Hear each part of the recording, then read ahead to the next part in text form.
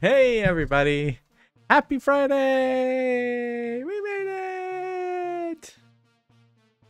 All the meowing. Yes, it's another day. Another day in our wonderful lives has passed. It's true. But we're here to have fun. With more Phoenix Wright. I put in the Discord. We're here to have fun. Fun, fun, fun, fun.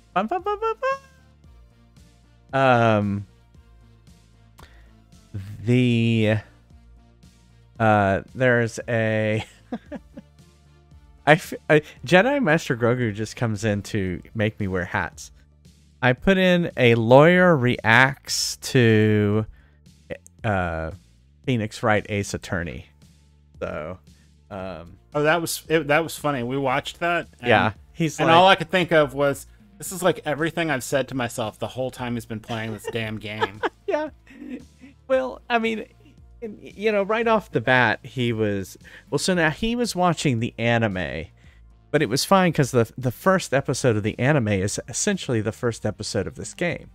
It was the Larry Butts case with the Thinker statue, and you know, so I totally knew exactly what was going on, but he was showing the anime, and I was like, the judge doesn't sound like that. He didn't have the right eyes. The judge in the game has the expressive pop eyes. Those eyes. He didn't have those. Oh, is it a retelling of the game? Okay, well, so don't watch the anime, is what you're saying. Yeah,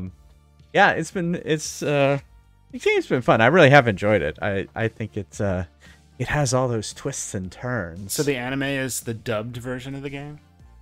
The anime is the dubbed version of the game. Yeah. No, they decided No, it is because there's no speaking. Oh, in the there's game. no, yeah.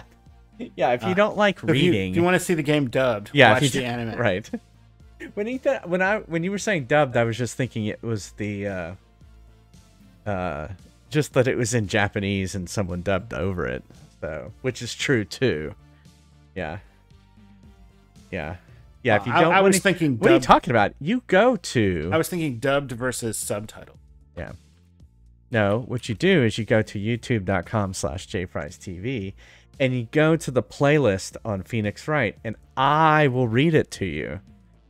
That's what you should do. I've had to live through that. Yeah, you've had to sit through that, so you're like, I don't know about that. Love you, mean it. Yeah, or get lost. That's true. It's probably faster if you watch just watch it. But it's not as fun as playing it. Yeah. Oh yeah, yeah, so let's talk about this case. Because no one would theatrically believe that there's a Japanese cowboy man. That is a little weird. I agree. The Japanese cowboy man is weird. Yes. So, guess what? Someone else was murdered. And this time it was an attorney. And that attorney was killed in Edgeworth's car, in his trunk, by the chief prosecutor, or the head prosecutor. And the officer handling the scene of the crime is a cowboy, and he's weird, and he's like shaving with a knife, and I like that. That's the part that bothers you the most. It's weird. Well, yes, shaving does bother me.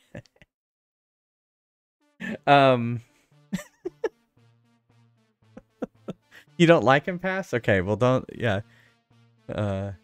say much more. Maybe he's the killer. I would believe that he's the killer. It's your mom.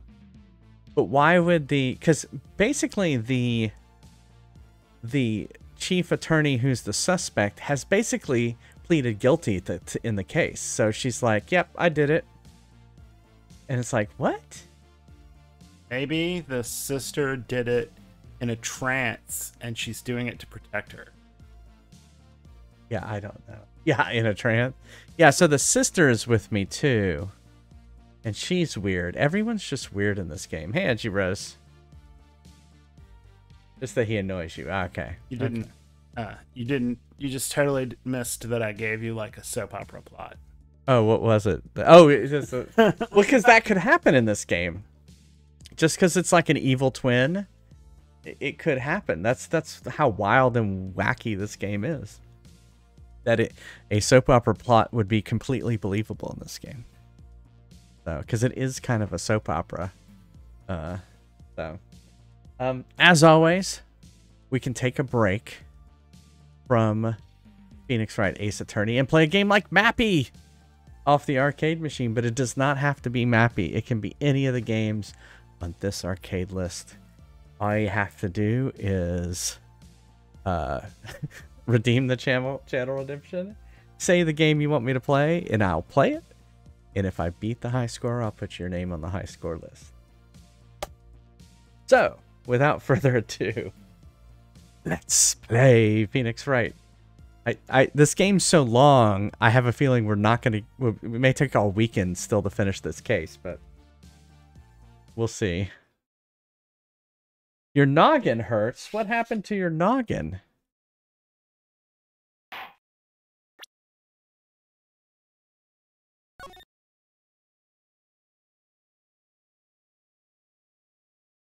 February 23rd, 9:34 a.m. District Court, Defendant Lobby Number 2. And why is the sister... This is the chief prosecutor. Why is she a member of the Rhythm Nation?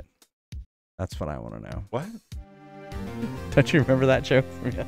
Yeah, I do. We are the... What is it? We are the start of a Rhythm Nation. Is that what it is? Uh-oh, we're gonna have to look that up. We are the start of a rhythm nation. That doesn't sound right. It's we or something.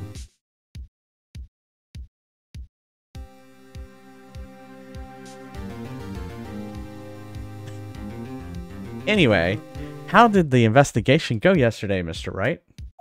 We are part of the... We are a part of the Rhythm Nation. Yeah, well, That you're not Janet Jackson. No, I am not Janet Jackson.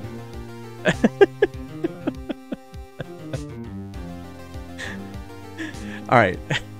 Frankly, there are still a lot of gray areas. And this is one of the things the lawyer pointed out. You would not go into court if there were gray areas.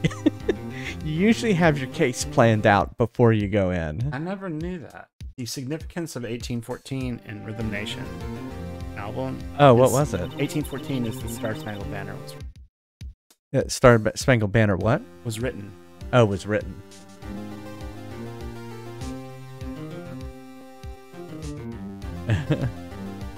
You mean compared to more anime looking?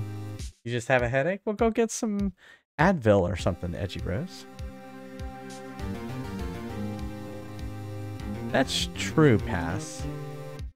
Alright, here's what Emma says. Or rather, the whole thing is one big gray area. Hey, Vanny. Don't worry about me, no matter what the outcome. I'm ready to accept my fate. She also looks like she's a pilot, like she has wings on or something. I'm doing well too, Vanny. Hope you're doing well. I believe in you, sis. Mr. Wright, let me offer you a word of advice. Yes? Defense attorneys should never believe their client. Okay.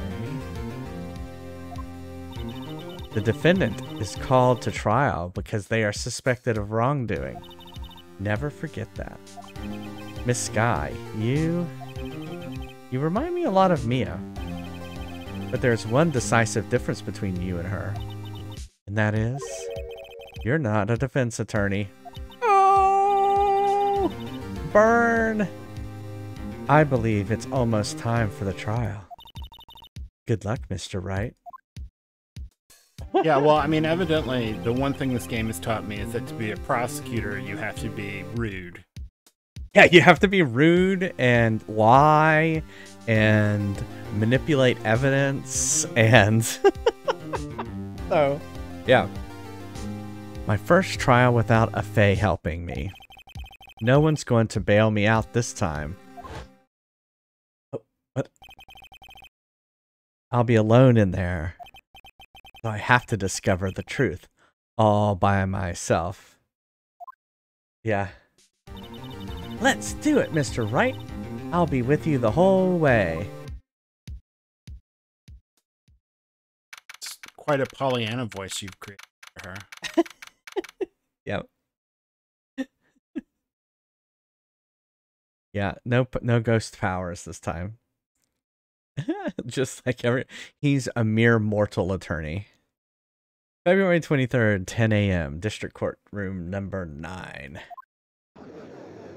Order. The court is now in session for the trial of Miss Lana Skye. The defense is ready, Your Honor. The prosecution has been ready for a while, Your Honor. How backwards is this court system that there's only one judge? Yeah. I don't know. We always kind of get the same judge, don't we? The likelihood of that is not high. Yeah, it's not high. Yeah, you would normally not get the same judge. On Adult Swim. It's all a coincidence, says Pat. Right. Maybe they're in some sort of alternate dimension created by Nominee. They don't actually exist, but the memory of them has been implanted by Nominee. Nominee is not here. What? She's in here. I remember her. She's in my heart. And that's where my memories are stored. Okay, guys, we're going to end this stream because I need to take Jason to the mental hospital. When you play 88 games in 2 years, this is what happens. They all get kind of mixed together. Yeah, I know. They would have to animate more than one judge. In a coma and he's dreaming. Yeah. Oh, look, I Exactly. I understand that it's the it's a cost savings issue. I understand that aspect of it. I'm just saying, like, in reality, of course, so much of this is unlike reality. Yeah. Yeah, I think maybe Phoenix Wright is dead. I like that idea. Oh, that's a twist I wasn't expecting. It's almost like an M. Night Shyamalan movie. All right, Edgeworth. What? He's gonna flash back to Edgeworth killing someone? I haven't been in court since Edgeworth's trial. It's been a while now. I hope that personal feelings will not be a part of the proceedings today, Mr. Wright. I will choose the path I think is right, regardless of what those around me might say. The judgment is to be made here. It's in our hands, not those of anyone else. Very well, Mr. Edgeworth. Your opening statement, please. Chief Prosecutor Lana Skye has committed an unpardonable crime. Not only this, but she was rash enough to commit it in the prosecutor's office lot. Yeah, I mean, like in my car.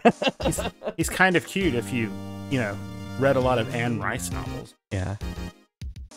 Wow, he's much more forceful in person. I suddenly feel like confessing to everything. Oh my goodness. I feel the Twitter in my loins. she's got the hots for Edgeworth. She's like, oh. I feel the Twitter. Yeah. However, she will now pay for her rashness with her life. Wow. He's like, death penalty. That's really vindictive. All right. Yeah. He's like, do you know how you have to get blood out of the carpet in your trunk? That deserves the death penalty. I loved that car. I loved that car. Alright, there was a witness to her crime. A professional waitress. Witness. Well then, call your first witness, Mr. Edgeworth. The prosecution calls its first witness, Miss Angel Star, to the stand. Yeah, Larry Botsom again. Yeah, we haven't seen Larry. The Cough-Up Queen? Right, she called herself the Cough-Up Queen. Oh, haven't I seen you somewhere? Oh my goodness, the judge is like... Oh my goodness. All right, next. Yeah, it was that hole in the bathroom. Yeah. I know. That's why she's the cough-up queen. Yeah, she's the cough-up queen. You ordered the caviar lunch, right? Oh, caviar! I've never eaten caviar before. The judge is really wolfing it down. Ah, and for you, I have a Fiesta Bowl. Thanks. Will the witness state her name and profession? Ah, and you, sir. Did you order the fingerprint lunchbox? It's like a little fingerprint and some rice. They just took some dirt and put it in. What the hell is going on? Is it too early for lunch? Your name and profession, please. It's funny because Edgeworth always has trouble getting them to state their name in every game. It's been funny. Well, Your Honor, how does it taste? So this is why everyone raves about caviar. It's so tasty, it hurts. I always thought caviar would taste like pickled tapioca. Pickled tapioca. It's more like a texture, really. Yeah, yeah. What the heck does pickled tapioca taste like? There you go, Edgeworth. Name, profession, now. Me? The name is Angel Star. Don't go forgetting it. I find myself running Lunchland these days. Is that what you wanted? Me to say, Mr. Edgeworth? Phoenix Wright needs a handkerchief or something. That sweating problem. For that sweating problem, he is sweating a lot during cases. Very well, witness. Please describe the incident to us. The prosecution will wait. I'm not finished eating. Read up. Very well, Mr. Edgeworth. As you know, we usually call on the police to provide a description of the crime. Your Honor, as Mr. Edgeworth has said to the court, I am a professional. Professional what? Yeah, exactly. Oh, and what exactly does that mean? I mean, that thing looks like one of those frilly bathrobes that like a 50s hooker would wear. Well, and she has like some sushi on her head or something? Until 2 years ago, Miss Angel Star was a special investigator with the police. Ah. See, what is she? See her hat? It's still Edgeworth on my screen. Oh. That could be sushi or it could be a pillbox hat. Not sure. She has a she was a first-rate homicide detective. What? Miss Star was a detective? Judge is not amused. Aha! Rice patty hat. Oh, okay. Oh, those are rice cakes. Okay. And they clearly don't. I know you are. Cough it up. Cough up. Oh, cough up. Sorry, cough up. I know who you are. Cough up? Cough up Queen, Angel Star, Your Honor. Long time no see. Order, order, order, order. Thanks, Neil. Very well. You may continue with the description, Miss Star. Just who is this lady? If I might have the court's attention over here. Okay. I'm coughing up. Yeah. The parking lot at the prosecutor's office is divided into 2 blocks. A block is for the prosecutor's office personnel, and B block is for visitors and clients. A chain divider separates the 2 blocks. I suppose that's to keep visitors from taking up prosecutor spaces, yes. The crime took place by a car in the back of A block in the car's trunk. The killer stabbed the victim with a knife and went to drive the body out. Okay. Unfortunately for her, there was a witness, and an arrest was made on the spot. Oh wait, there he goes. And who was this valiant witness? Why, it was me, Your Honor. The floor plans have been added to the court record. Witness, did you see the very moment of the crime? Of course, Your Honor. Immediately after that, I apprehended the chief prosecutor. It seems rather cut and dry, doesn't it? Well, Mr. Wright? I can't agree on principle, Your Honor. It seems that some poor losers are unwilling to accept the truth, Your Honor. Shall I proceed to crush what little hope they have remaining? If you can, then give them your worst, Miss Starr. What? The judge is like egging them on. Wait, are you talking about me? Here we go. The testimony. Well, I mean, Phoenix doesn't have caviar. Exactly. Somehow, I always knew a day like this would come. I was on my way to deliver a lunchbox to my boyfriend when I sensed something.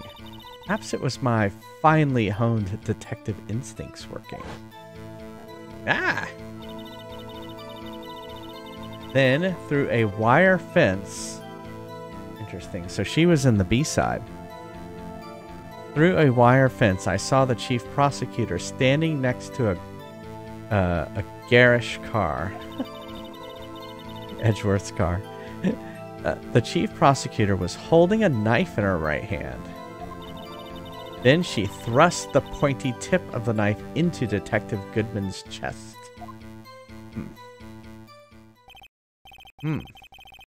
Bringing a lunchbox to your boyfriend, how touching. As you can see, there's no room for doubt. The key point of your testimony seems to be nothing other than the point of the knife which you saw getting stabbed into Detective Goodman. Judge. It is not very stabby. So how does it feel to be so utterly crushed? I'm still thinking about that. It's merely a flesh wound, Mr. Wright. A Monty Python reference. Good for them. Very well, Mr. Wright. You may cross-examine the witness. Okay, here we go. I don't know what we're gonna figure out here. Somehow, I always knew a day like this would come. Yeah, what does that mean? Go back. What the hell does that mean? Here, hold on, I'm gonna turn it up a little bit. How did you know? I respect the prosecutor's basic adherence of crime. Yet, their methods are ugly and twisted. Twisted methods will always lead to tragedy. The lunch lady's uninformed opinion is duly noted, given that they are used to erasing the convenient evidence at their whim. Killing off a detective that knew too much is merely an extension of that. Miss Starr, do you have something personal against prosecutors? I felt that I had found my dream job when I became an investigator. And if I hadn't been laid off by those prosecutors over there, I'd still be one. She got laid off. Laid off? She was fired. To me, prosecutors are nothing more than worms. That said, I'm a pro. As you know, my testimony is unbiased and flawless. Very well. You may continue, Miss Starr. I was on my way to deliver a lunchbox to my boyfriend. Hold it. This boyfriend? He's the detective? Not that boyfriend. The security guard. That boyfriend? You have several? Yes, this boyfriend, that boyfriend, and the other boyfriend. She gets around. She's the cough-up queen. Or something like that. She's been on more floors than Johnson's wax. And then she asked the judge if care to join. I want to see him do the...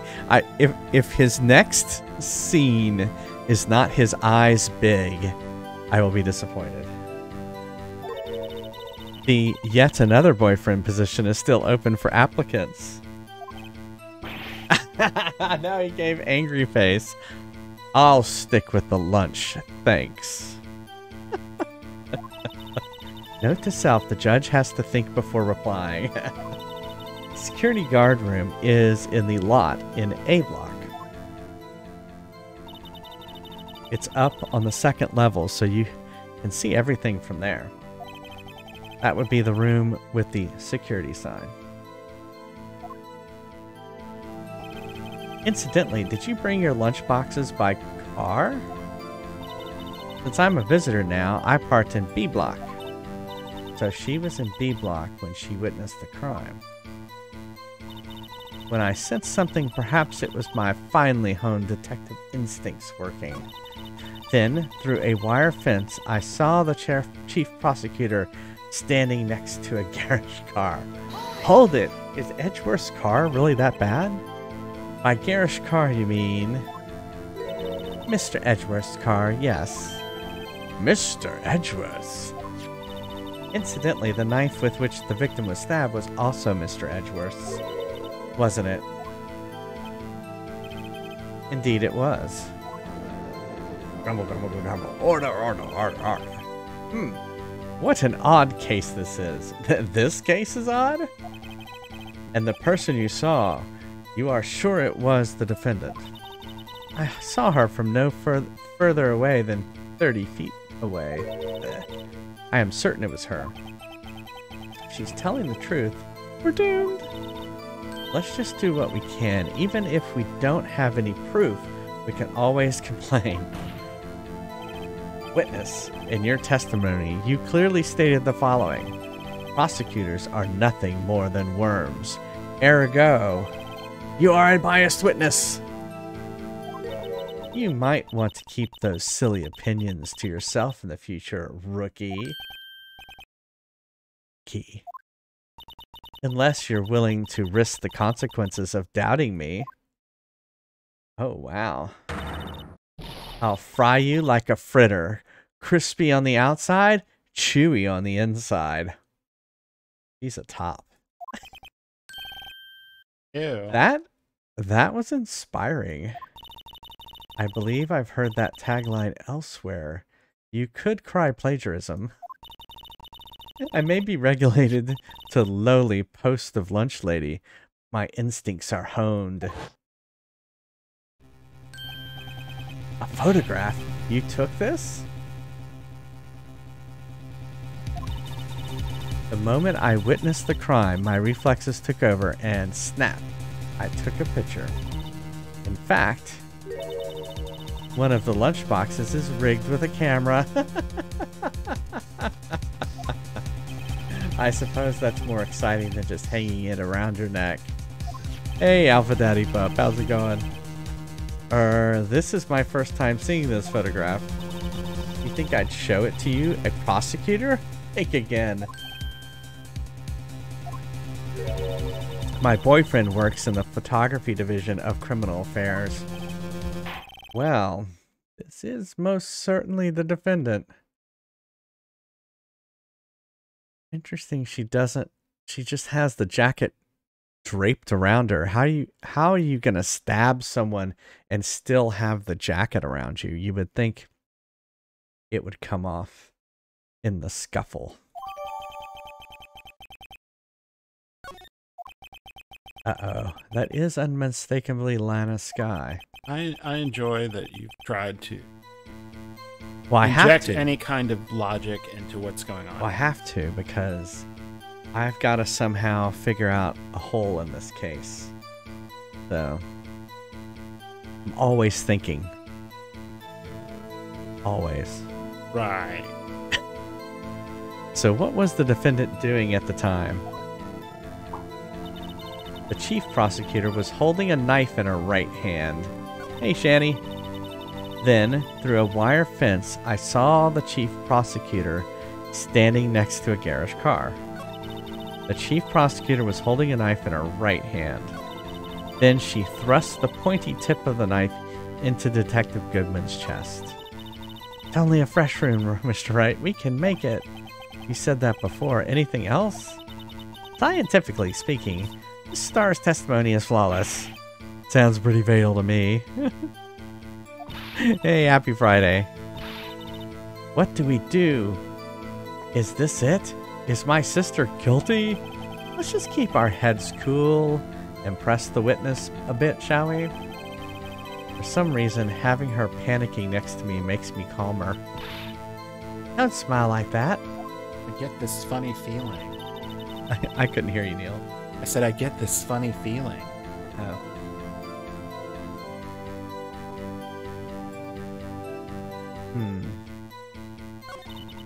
On my way to deliver boyfriend, when I sensed something...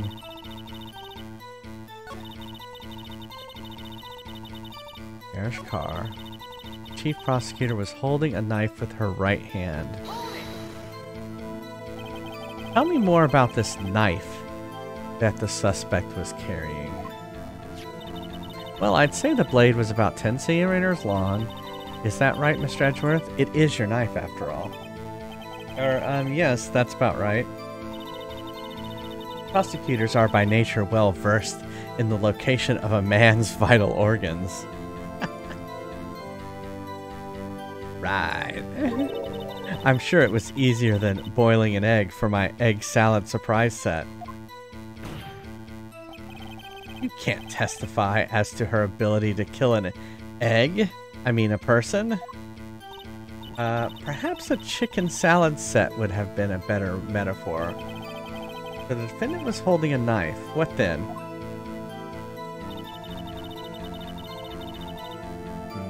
This is the last thing. Tell the court why you didn't try to stop this crime. You did see her raise the knife to strike, no? The defense has a point. Unfortunately, by the time I realized what was going on, it was already too late. Too late. Yes, the next moment, the chief prosecutor brought down the murder weapon. I see. Only a flesh wound, Mr. Wright. Alright.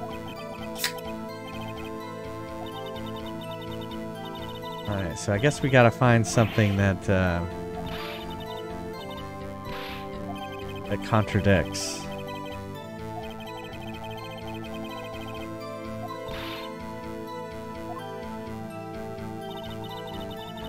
Alright, let's look at what we got. We've got Mr. Goodman's ID. Let's see how that's gonna help us. We have Edgeworth's shield trophy. We have the knife, the murder weapon found in Edgeworth's toolbox. Traces of the victim's blood, but there are no prints. Okay. Record of the parking in the prosecutor's lot. The blue badger panel. The autopsy. Death due to loss of blood. One knife wound. Died within an hour and a half of 4:30.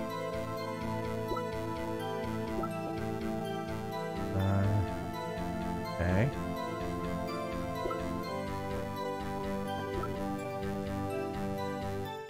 Hour and a half of 4. Okay. Victim's memo found in the car trunk.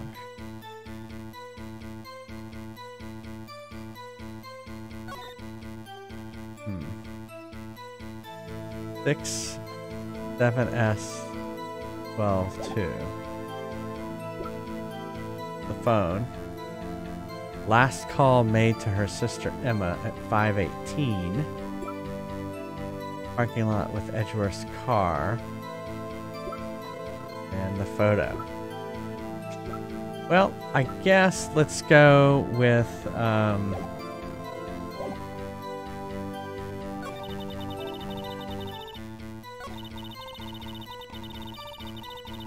where she has the knife. The chief prosecutor was holding a knife in her right hand. Presents a knife. Objection!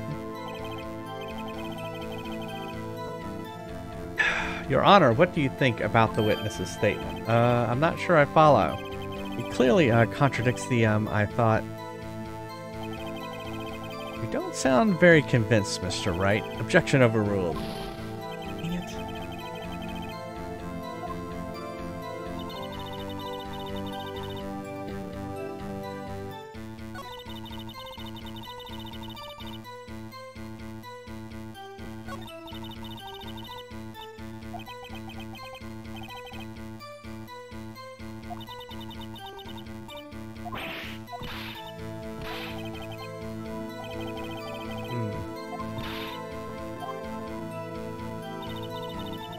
I always knew a day like this would come. I was on my way to deliver a lunchbox to my boyfriend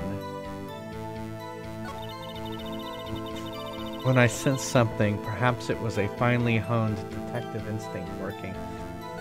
Now, one thing I was going to say is she's delivering a lunchbox to her boyfriend, but it's 5:12. Oh, why would he be eating lunch at 5:12? Maybe he's on a different shift. No, this seems odd to me. Why would she be doing that? Well, I mean, if his lunch hour was from 5 to 6, like if he worked second shift. Yeah. I don't know. I'm grasping at straws because I don't really have much else to. I just figured you never had a job like that. Oh, no, I did. Yeah, I used to work at Blockbuster Video, where everyone, you didn't know when you were going to get your lunch break. Anyway, all right, let's try presenting this. That's not it either.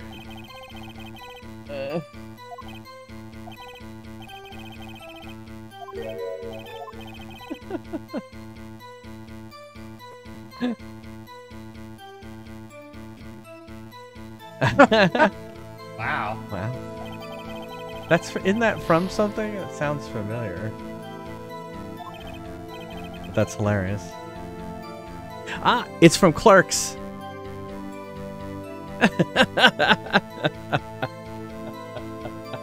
It's from Clerks. I was like...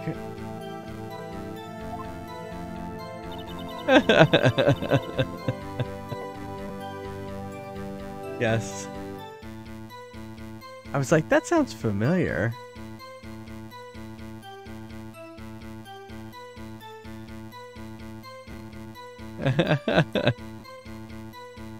Howdy, Purple Cubby.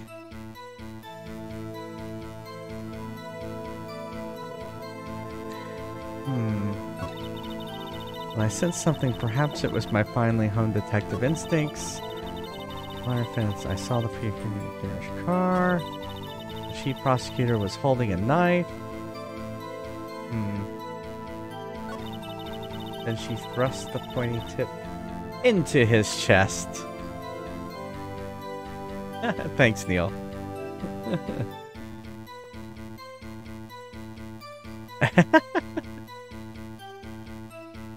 That's why I did this. That's why I did that.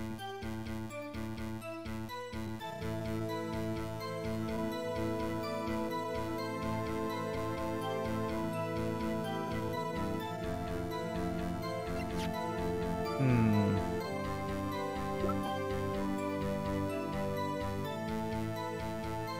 518. I was gonna say, I think there's one area that I didn't press.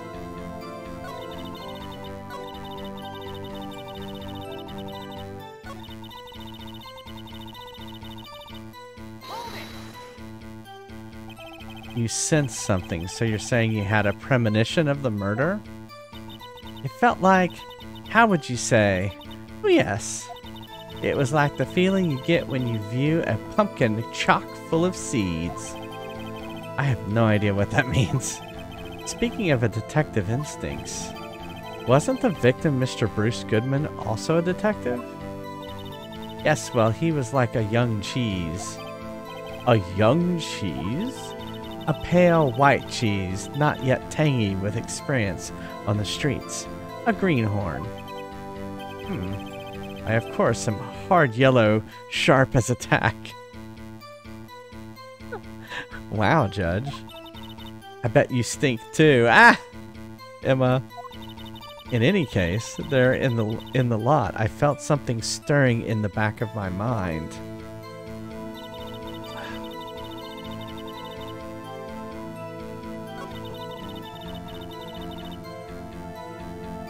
Man, I have no idea.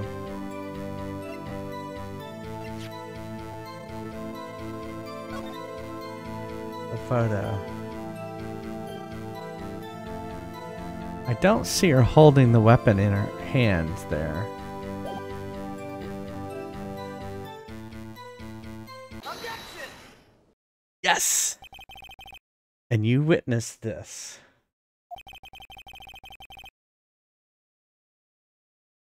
You saw Mrs. Skye stab the victim with the knife. As I've already said, yes, I swear it on my finest salmon swirl lunch. I'm sure that is a fine lunch. But isn't that odd? Look at the photograph. This is the photograph you took of the very moment of the crime, is it not? Then why is Miss Skye not holding the knife?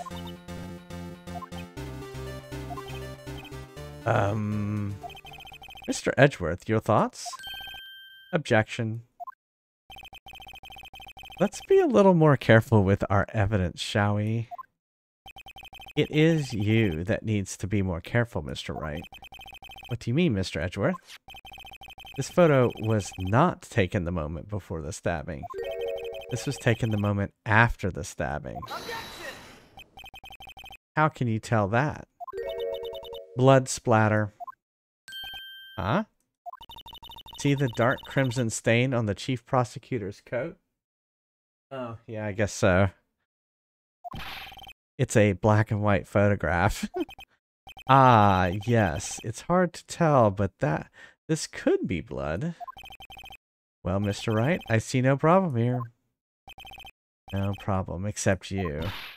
Mr. Wright, are you gonna just sit there and take this kind of abuse? You got a better idea?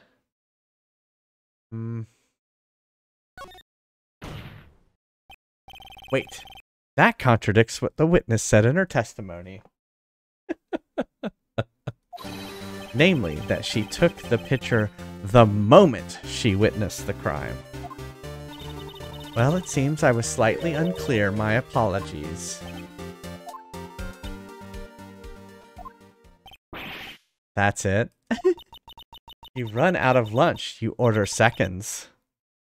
If you run out of lunch, you order seconds. Problem solved.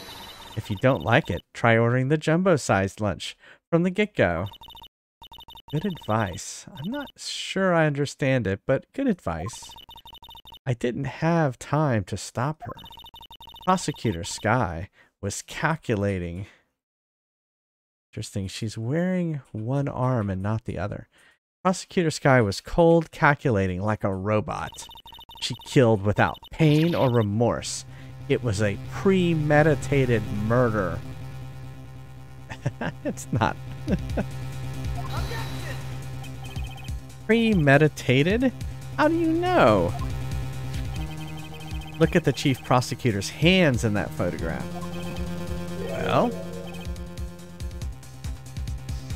are those gloves? Surgical gloves made of thin rubber, most likely. Why would she have those on? Ugh, that's why there's no fingerprints on the knife. If it was not premeditated, she would not be wearing those gloves. What? Well, where are the gloves? These gloves do seem to tell a tale of premeditation. Premeditated murder, a serious offense. Witness. And this is your testimony? Add this to your testimony. The murder was planned. The rubber gloves prove it.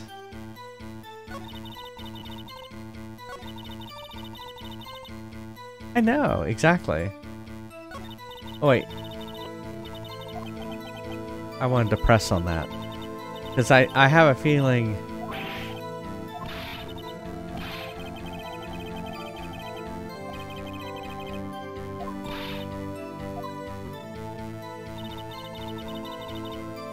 Because you're right. You're totally right, Cobra. She could have a allergy. Oh, shit. I went right past it. I was too busy talking to chat.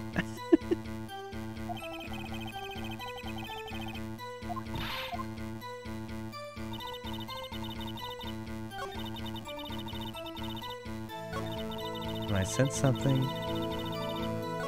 Then through a wire fence. The murder was planned.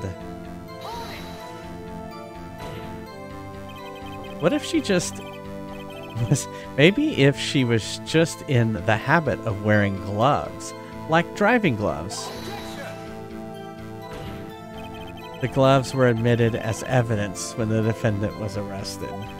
They were rubber gloves of the kind used for autopsies. In other words... When the chief prosecutor came to the crime scene, she came to do murder. It's the only possible conclusion one can make. I don't like her. Everything was planned. It was a premeditated crime. Ah. Impressive. I'm sorry they took you off the force, Miss Starr. This is bad. She's got them thinking this was all planned. If she can prove this claim, the trial's already over. Got to think of a way to show that this wasn't premeditated.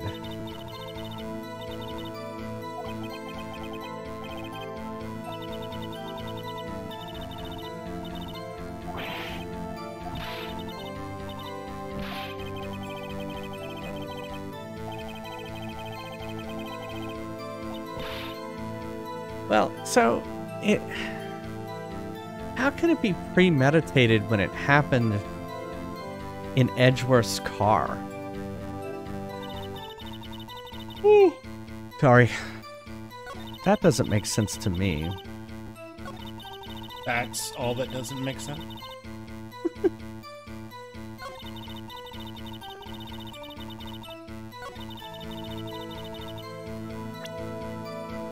I mean, I have this parking stub. Record of parking in the prosecutor's office lot. Entered the lot at 5:12. I have this.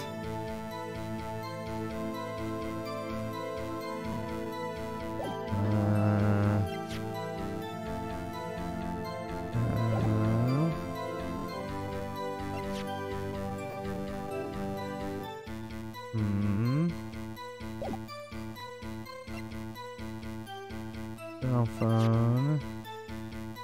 I mean, the only thing I can think of is this. Let's see. Wasn't it? Ah. Hey, how's it going, Nagi?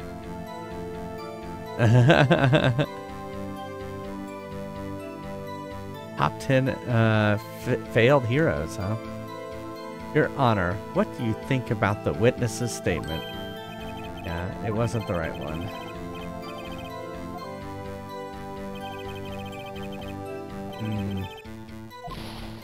Ah, Mia was up there, by the way. Alright, I'm gonna save real quick. Just because I'm getting low on attempts. But we're not stopping, we're just saving.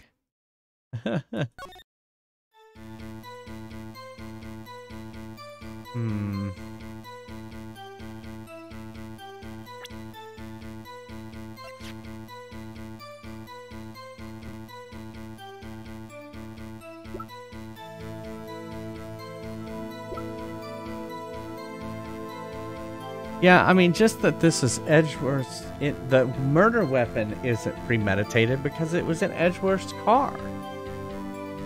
Try that again. Objection! Yes!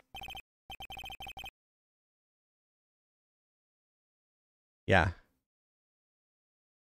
Witness, do you know what this is? Are you trying to test me? I sell box lunches for a living, you know. That's a knife. The knife. The knife that was in Mr. Edgeworth's trunk. Indeed, it is my knife. Grumble, grumble, grumble, grumble. What's with this case?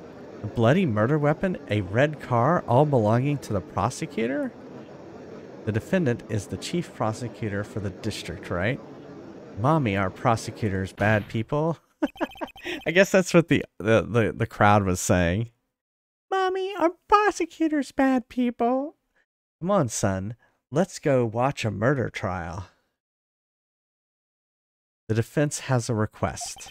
We ask that the witness provide an accurate testimony. Oh, sick burn there. What's that, rookie? In your testimony, you stated that Lana Skye planned this murder. And that's why she was wearing those special gloves? Seems like a lateral conclusion to me. The gloves do indicate planning. However, why would she not also prepare the most important thing? The murder weapon.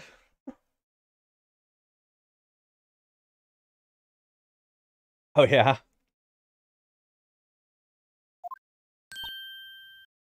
Oh. This knife just happened to be in the trunk of that car. Ladies and gentlemen, if you're gonna plan a murder, you don't forget the weapon. Ah! Those words stung. Order, order, order. Great, now the tide is turning in our favor. Great show, Mr. Wright. My sister's as good as free. Right. I believe the next lunch you'll be eating is humble pie. What? I hope you weren't deluding yourself into thinking that the tide has turned. Not over such a trifling detail. But this shoots a hole in the whole premeditated theory. Ah. The prosecution could care less if it was premeditated or not. That makes a difference in the charge. Yeah, the only one who seems to care is that lunch lady over there.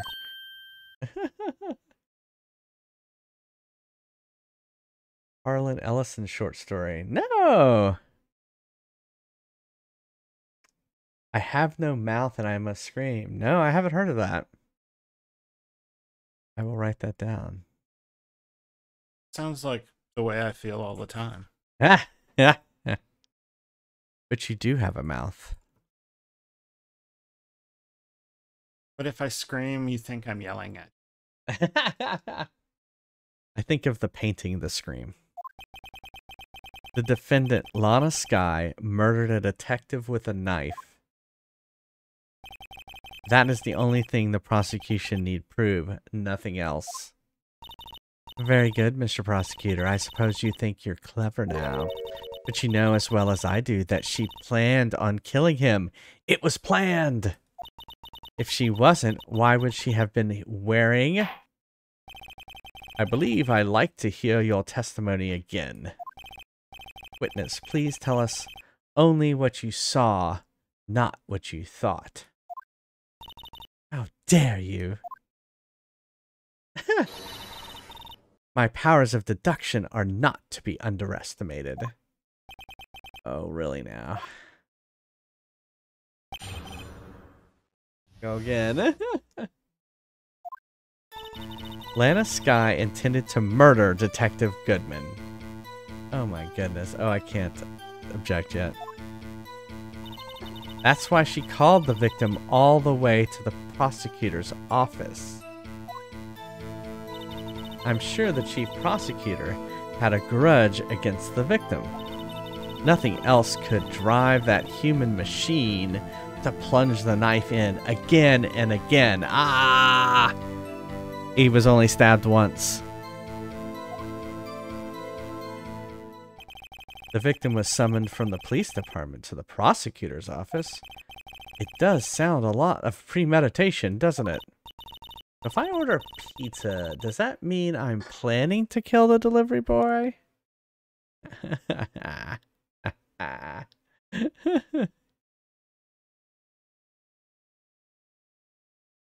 Oh. Well, Nagi.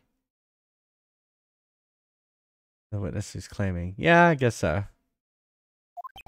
In any case, the defense may now cross-examine the witness with a whole different testimony. Landeskog intended to murder Detective Goodman. Hold it! You've said that, but you haven't told us how you know. That is what I'm about to tell you, rookie. I believe what she just said was a mere prelude to the story she's about to tell. Try not to interrupt her again, rookie. Never interrupt a storyteller. It's like pulling a bun out of the oven half-baked. Something's half-baked here, alright, and it's you. She's got a bun in the oven. I guess so. Try not to confuse the defense witness. They're not very quick on their feet. Now, why don't you believe the suspect had intentions to murder the victim?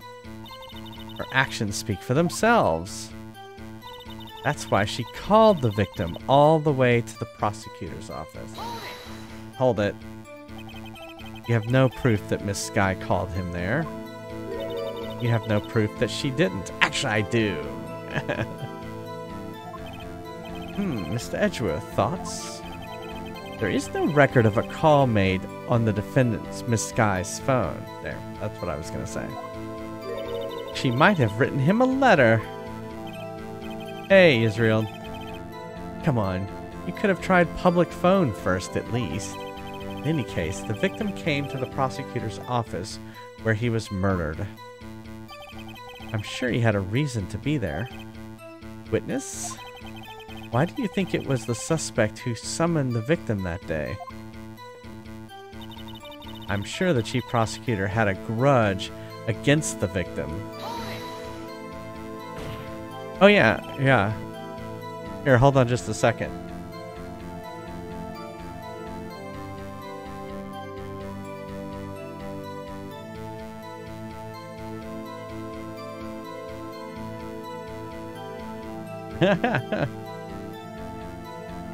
What kind of grudge? Well, I wouldn't know that. Of course you don't. That's because she didn't have a grudge. Rookie. I have a lunchbox here. Now what's inside? How am I supposed to know? See, we agree. There is a lunchbox here, but we don't know what's inside. A person's life is like a lunchbox with pretzels, don't you agree? What? I get it. That's why my lunch was so salty. This judge isn't very good with metaphors. The suspect had a grudge against Detective Goodman. Thank you. Like Israel, hopefully you're still there. Like this remote control?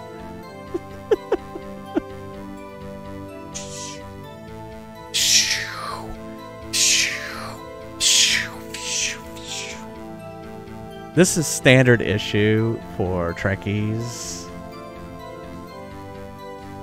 I meant to take a picture. I meant to take a picture and put it on the Discord, and I forgot. But yeah, it's interesting because it is a remote control. It is a universal remote that on the bottom are the number buttons. It is a universal remote that looks exactly like a Star Trek The Next Generation phaser.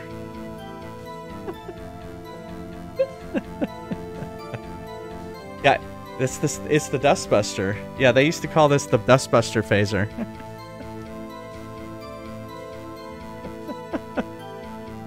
I was just showing off my phaser, Nagi. Alright, the suspect has a grudge against Detective Goodman. Will you tell us your basis for thinking this? It's a simple. Nothing else could drive that human machine to plunge the knife in again and again. Hold it. A human machine? That's a contradiction. Please. Can't you find fault with something of substance, Mr. Wright? Notes to self, Mr. Edgeworth's size smell like citrus fruit. What? Oh, his size. Yep, it does. It lights up. I don't have any batteries in it right now. Because I don't want to. The batteries go in the handle. I don't want to, you know. We don't actually use it. We don't really use it. I just have it in a closet, actually. You say again and again. How many times did she stab him exactly? We often say chop into 1,000 pieces, but we don't actually mean 1,000 pieces. What difference does it make if the deed is done? How come she's getting mad at me? Let's just say she stabbed him several times and leave it at that. Okay. Has turned out to be a short-tempered as she looked at. The short wick burns out the fastest. It's a scientific fact.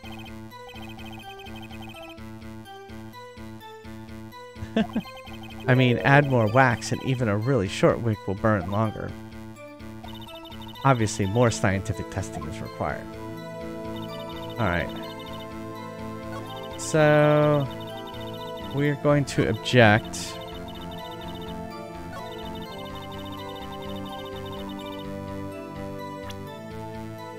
The autopsy says 1 knife wound. That's got to be it. I'm not going to even save.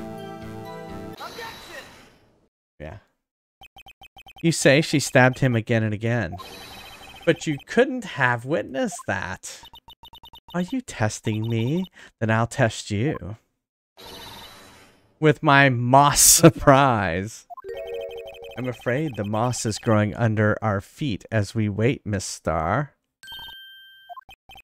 What do you mean? I shouldn't have to explain this, but take a look. The autopsy report states that death was due to a loss of blood from 1 stab wound. Aha! You're right. Good show, Mr. Edgeworth. Wait a second, I was the one that objected. What a hunk, he's my hero, really. What about my objection? No one noticed? Well, witness? Oh my goodness. You got the crime scene set, right? Okay, thanks. I always believed that no one could ever mistake ketchup for blood. But now I realize that such mistakes are possible. So, you're saying you mistook something for blood. When she lifted her knife, I thought I saw blood at her breast. Splattered blood from her victim. That's why I thought she must have stabbed him at least twice. Then tell us what you saw that you thought was blood. Testify! Testify! Oh my goodness. Her red muffler looked like blood to me. That's how ghastly the whole scene was. What? Thanks for the follow!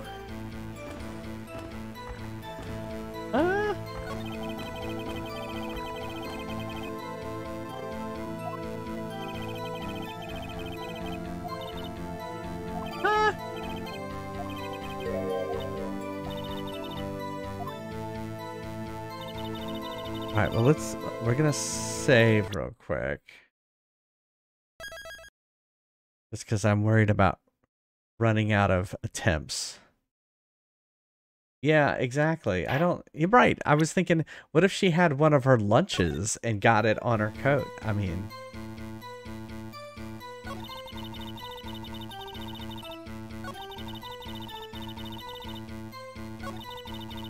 Her red muffler looked like blood to me. That's how ghastly the whole scene was. What? What?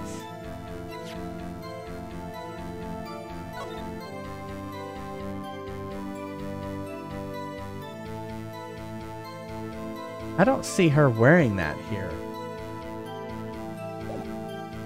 Alright, let's try this. Yes! Miss Starr, I demand... The witness is clearly not suited for detective work. What?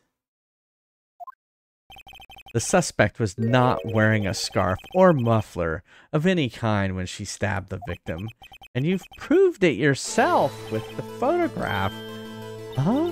But that can't be. Only a true professional could be so clueless. I'm sure you'll make a good lunch lady, have no fear. Harsh words, but good. In the end, Mr. Edgeworth prevails. What was my objection? Chopped liver? But it was there, a scarf. No, not that, but something red, really. Well now, where were we? The witness has given us an entertaining interlude. Now back to business. What? Very well, witness. Continued testimony. You saw the crime and apprehended the suspect. Tell us about that. Very well. I do remember some things accurately, at least. Ultimately, we couldn't shake the most important part of her testimony. The most important part? Part where your sister stabs the victim. This next testimony might just be the moment of truth. Alright, let's take a quick break and play some words on stream. So we're going to save again. But this time we are going to stop. Alright. I need to use the restroom. So we're going to take a quick break, play some words on stream, and I'll be right back. But don't go anywhere. See you in a second.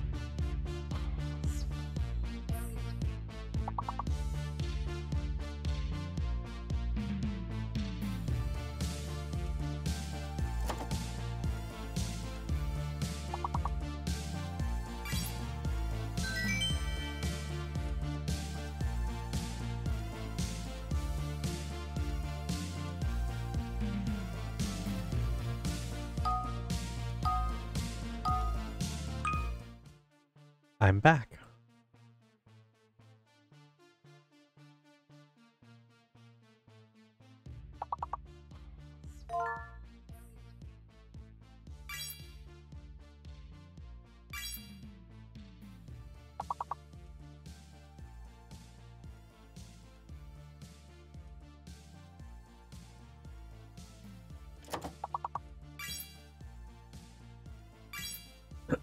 Excuse me.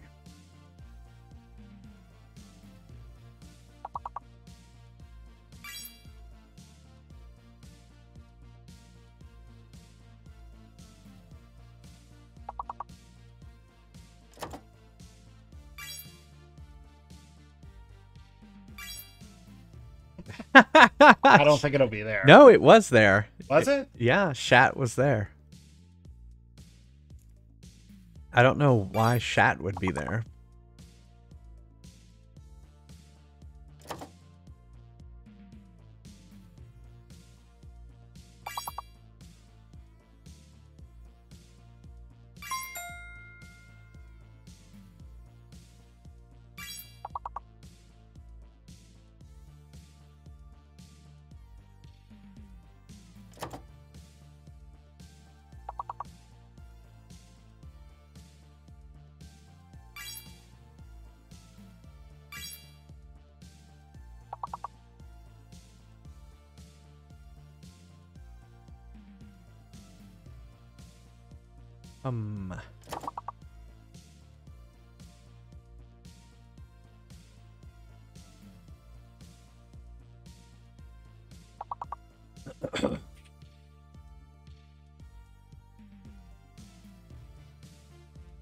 We did pretty good.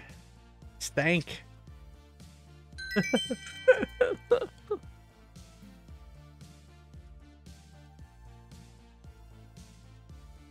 All right. Level 7. Here we go.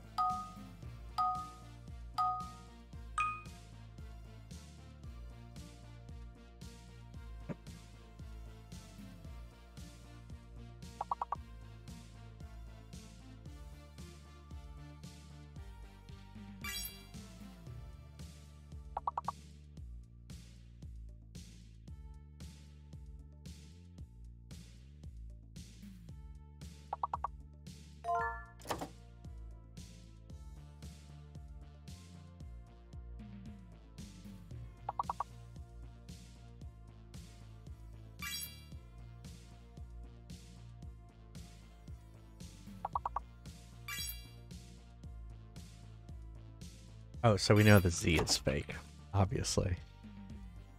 Obviously.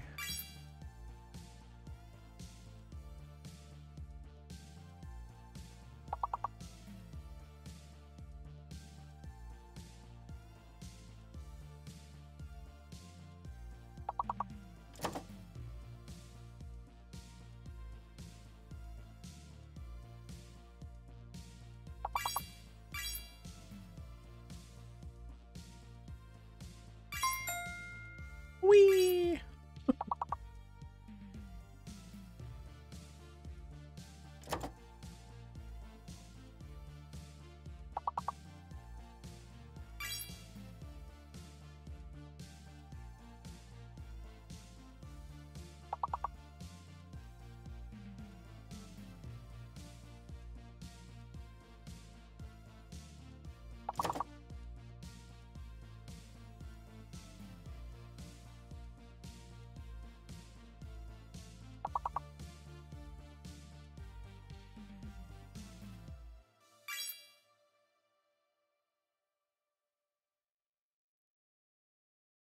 I already got Wii.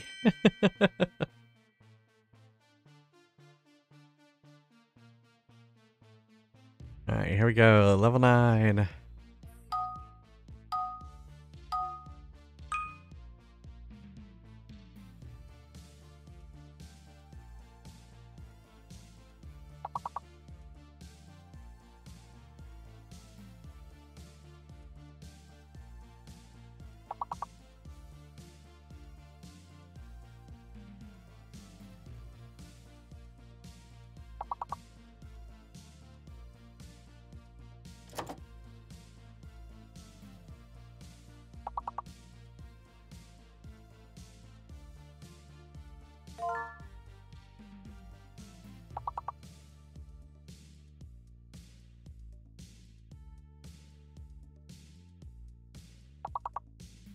Arius.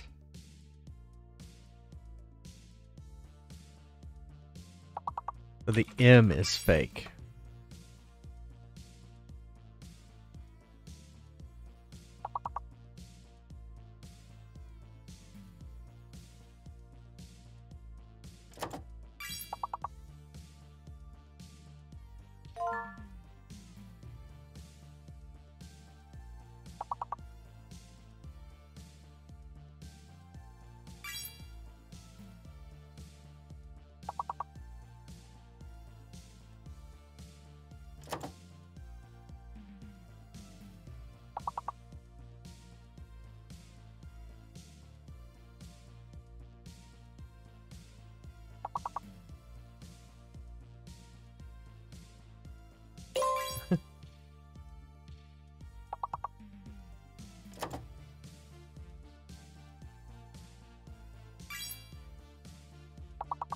Got one.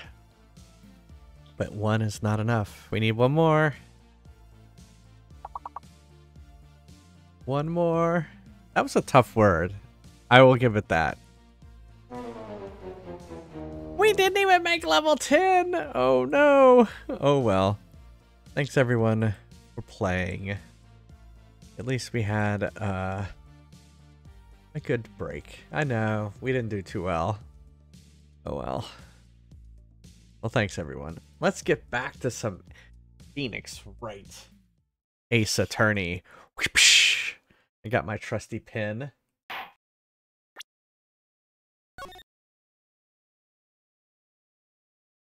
Alright, so this is going to be about apprehending the suspect.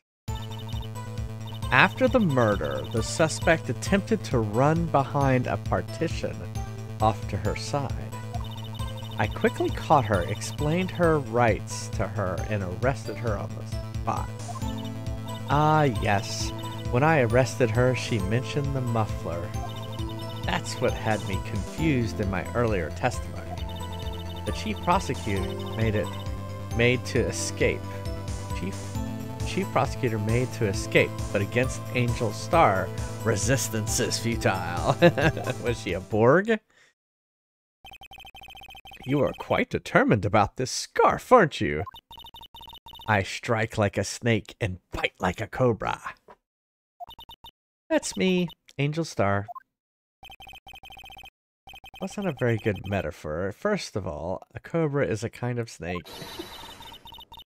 Don't bother me with details unless you want to get bitten.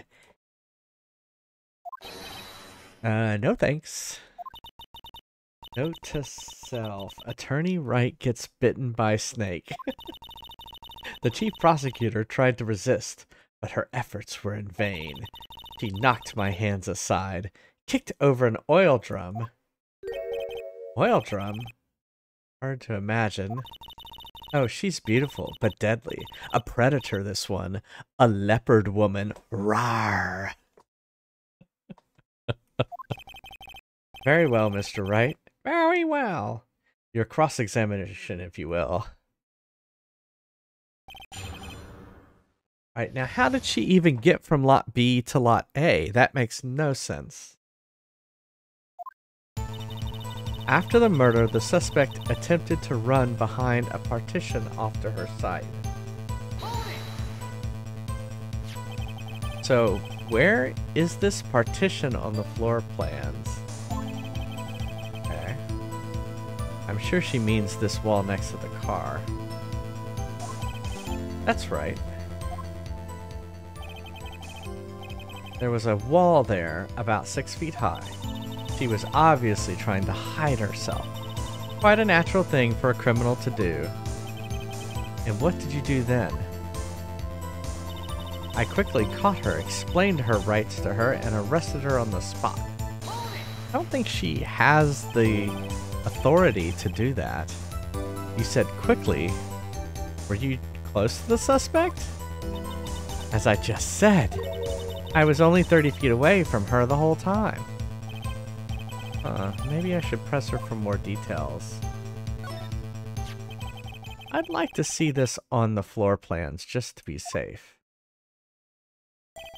The lunch lady's car was there. She was a visitor, thus she was parked in B block. So you witnessed the murder from here. That would make it about 30 feet from the car, yes. Is that correct, Miss Starr? Yes, that's right. But there's a chain link fence in front of you. I went over it, of course. Amazing! The cough-up queen lunch lady athlete indeed! Wait, that goes all the way to floor to ceiling. It would have taken her a little time to climb over the fence. So she couldn't have gotten to my sister that fast. Oh, no, it doesn't go floor to ceiling. There is a gap. Okay, yeah, that fence was about 9 feet high, too. How come Miss Sky didn't get away? Huh. When I arrested her, she mentioned the muffler. What is this with this muffler? She mentioned the muffler. What exactly did she say? If I remembered exactly, I would have told you in my testimony. Cheeky. Anyway, all I heard her say was the word muffler. Just that one word. So what you heard wasn't the suspect talking to you, but to someone else. Yes, the chief prosecutor was talking on her phone. Wait a second, her phone? You mean this cell phone? That means she was talking to her sister. By phone, do you mean this cell phone discovered at the crime scene? Yes, ultimately. Ultimately? My memory... It's like a salmon heading upstream, you see? No, the court does not see, Miss Starr. The chief prosecutor first attempted to use the phone hanging on the wall. On the wall? That's right, near the car. There was an emergency phone on the wall. Apparently it was out of order, and so she used her cell phone. Indeed, the emergency phone was out of order that day. Good witnessing, witness? Good witnessing? Whatever happened to good testifying? You should, of course, add this to your testimony. The things I do to please this rookie defense attorney.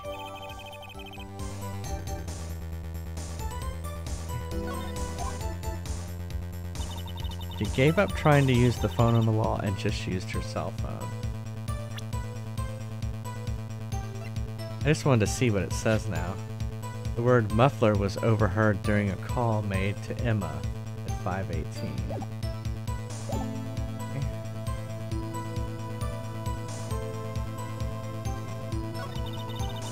The chief prosecutor made to escape, but against Angie Starr, resistance is futile.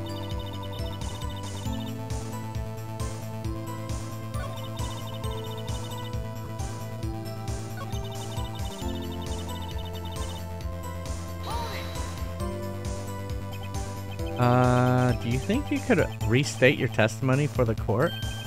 Aha, I was going to ask the same thing. I'll only say this one time, so listen up, rookies.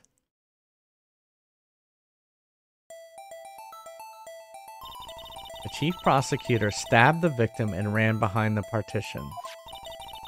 She picked up the emergency phone on the wall, but it was out of order. So she pulled her own cell phone out of her pocket. How could she have seen her on that phone?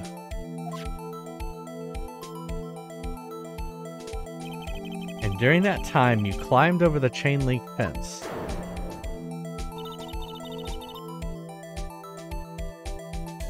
Then when I boldly grabbed her arm, the chief prosecutor hung up her phone.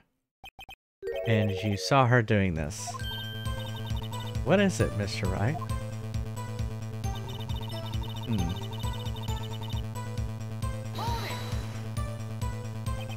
She made to escape. Can you be more specific?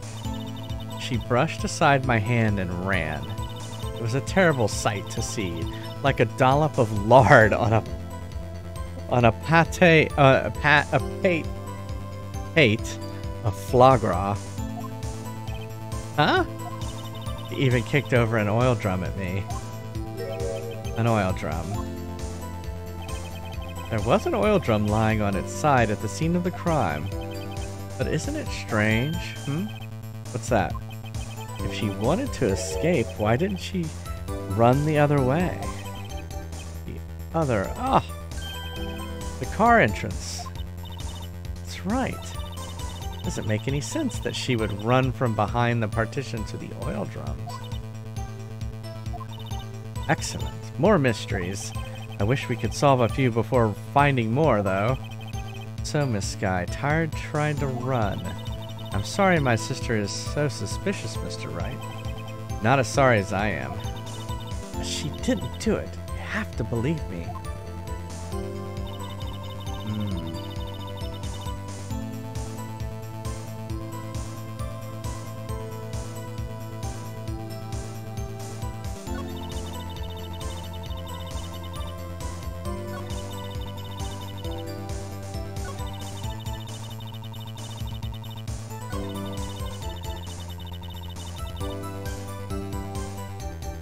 Attempted to run behind them. I quickly caught up to her, explained her rights, and asked her on the spot.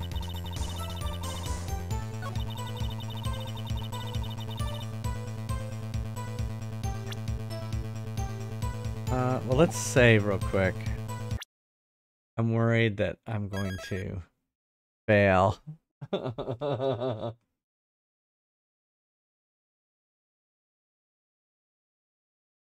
Salary from. I didn't know that.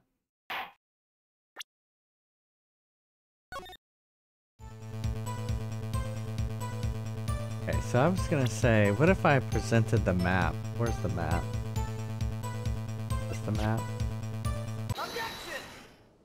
Correct! I have to conclude that you have a personal grudge against Miss Lana Sky. Objection! The witness is a former detective. Her testimony is unmarred by personal bias. Well, who would have thought you would be my knight in shining armor, prosecutor? You, who together with this chief prosecutor, kicked me out 2 years ago. Well, Miss Starr, this is a fatal contradiction with your testimony. How do you explain this? Oh, I don't know what you're talking about. Mess with me, and I'll make you cough it all up.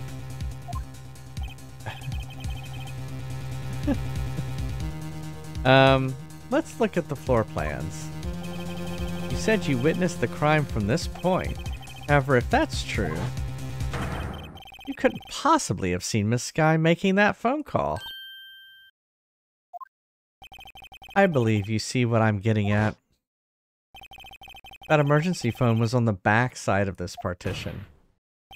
If indeed you were in B block, you couldn't have seen it.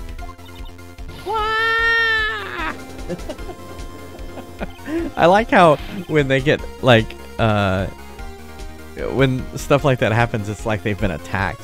Order, order. What is the meaning of this? It's simple, Your Honor. She's not coughing up lunch, she's coughing up lies. Grr. That's quite a claim, Mr. Wright. Perhaps you will allow me a question. Tell us exactly what lie this witness has told the court. Here's what the counterattack begins. I can't afford to get this wrong. The witness lied about...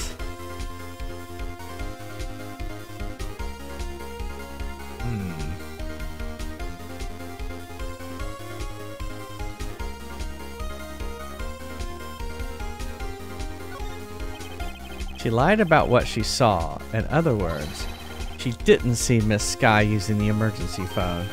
Doesn't seem hard to imagine how she could have, very logically.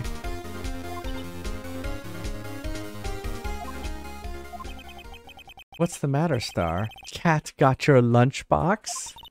Mr. Wright, I hate to bother you while you're celebrating your victory, but why would Miss Star lie like that?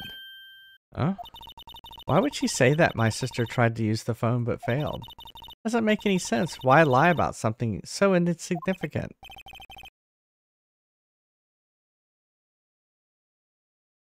Okay. Dang, she's right. I mean, maybe she really did see her try to use the emergency phone. I see no room for doubt here. You ordered the patooey on rice, right? Mr. Wright, oh my goodness, and I thought you had something there. Ugh. One more try. I see it in your eyes. You haven't learned your lesson, have you? Tell us exactly what lie this witness court told the court. Here's the counterattack billions. I can't afford to get this one wrong. Alright, so we're gonna save again. Because we can't afford to be wrong.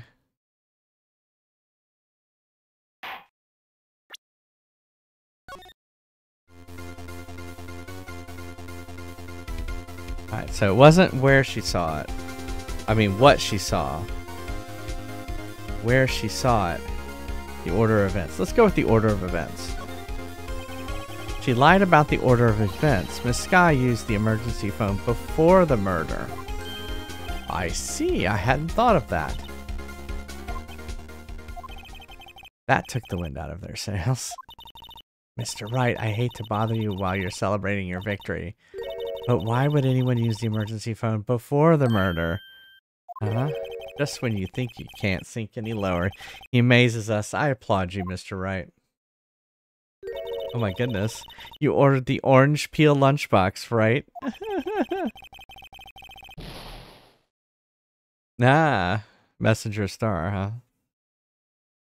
I guess the teacher that teaches me to not get excited before the evidence.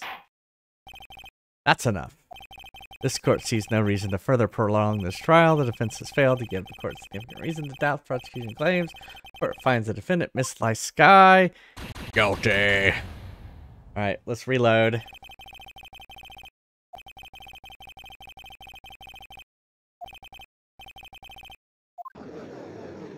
Grumble, grumble, grumble, grumble, grumble.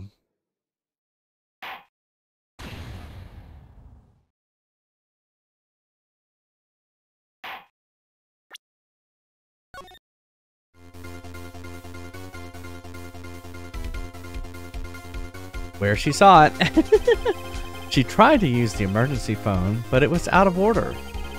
What is significant about this fact? Nothing. It would be pointless for her to lie about it. Pointless to lie, I see. The witness did actually see Miss Sky using the emergency phone. In other words, Miss Star witnessed the crime from a different location, up above, where her boyfriend was. A different location? Now that's a pointless lie if I ever heard one. Before you call my lie pointless, at least let me tell it. Let me ask a question to your clever wordsmith, Mr. Wright. Just where was the witness when she saw the crime? All the testimony we've heard until now points in one direction.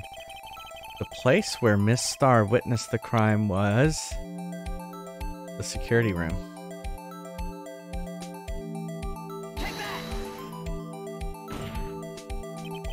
This is the only place where she could have been. The security guard room? Indeed, the security room in the underground parking lot is well positioned. It's built on the second level so you can see the entire lot. She would have been able to see the emergency phone from there. But why there? There are many other places where she could have seen the phone. Not in this case, Your Honor. The witness, not being part of the prosecutor's office, couldn't park in A block. only place where she could have seen the crime and the back of the partition is here. I remember in your testimony you said you brought a lunch to your boyfriend in the security guard room, yes? Well, Miss Starr?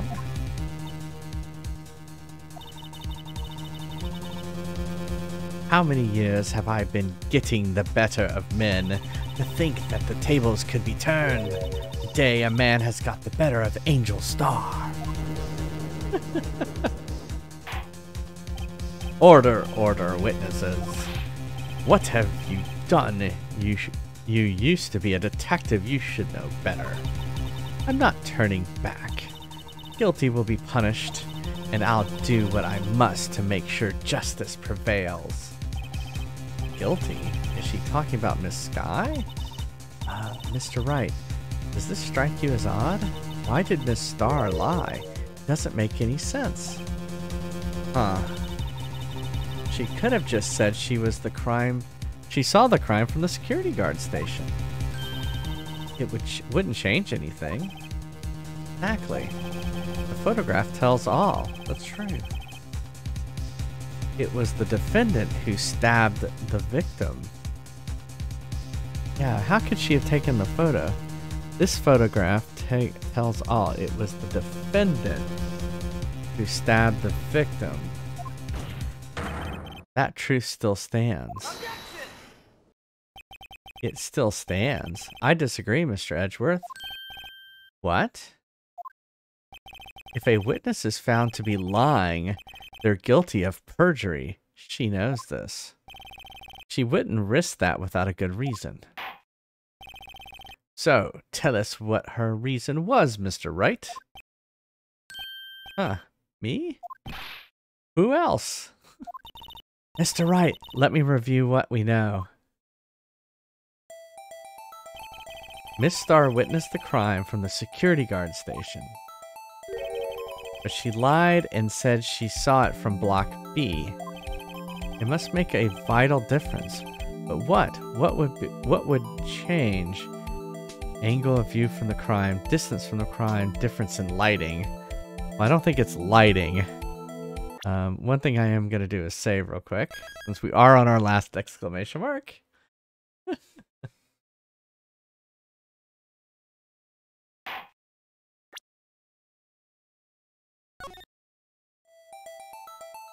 The angle of view to the crime. Well, both of these. But, I'll say this. Why the angle at which she saw the crime occur would change. The angle? What do you mean? Well, the security guard station is on the second floor, and, she would have sort of a more 3D view of the crime. And this is important. Why? Oh well.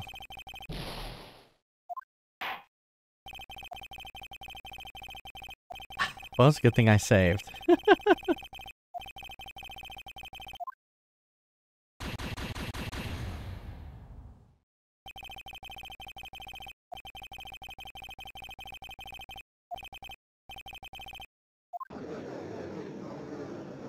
Grumble, grumble, grumble, grumble.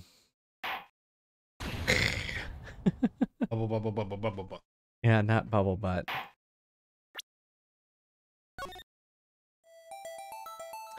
Well, I don't think it's difference in lighting. And obviously it wasn't. I'm just going to say distance. It changes the distance between her and the scene of the crime. My condolences, Mr. Wright. But one look at the floor plans and it's quite clear.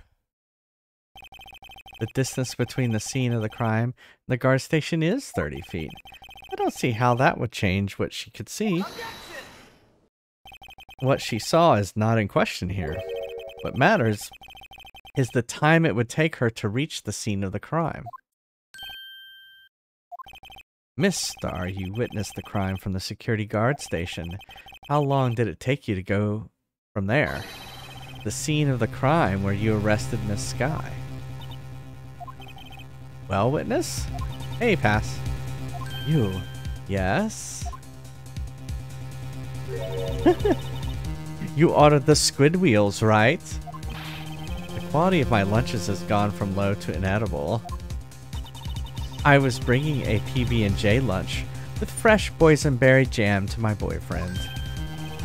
Boysenberry for the boyfriend. He wasn't in the station, so I waited. I witnessed the crime from the glass-walled station.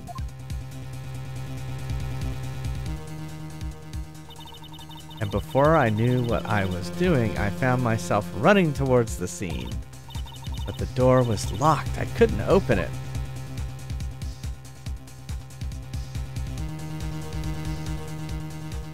Oh my god. That's why I had to go through the visitor parking lot in B block. That's quite a detour. It probably took me at least 5 minutes to get to the scene of the crime. 5 minutes? Yeah, grumble, grumble, grumble. This changes things considerably.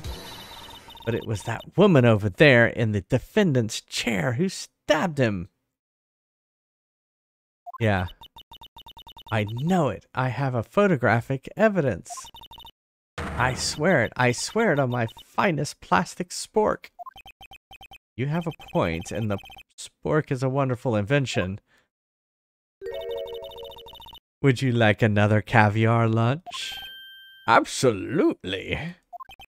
Uh-oh. Mr. Wright, you have to do something. Do I have any evidence to stop this? We should raise an objective. 5 minutes between the witnessing of the murder and the arrest? Think about it.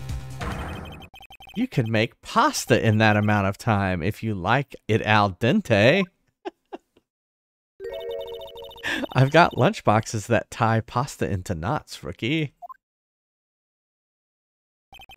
A 5-minute blank isn't that strange? Strange? If you were a criminal, what would you do with 5 minutes, Your Honor? Well, I guess I'd flee the scene. Hey! Don't get the wrong idea. I didn't kill anyone. But you have the instincts of a killer. You would run. But this time was different. Miss Skye dawdled at the scene of the crime, and she even had her picture taken. No true criminal would act this way. It's inconceivable. Yeah. Yeah!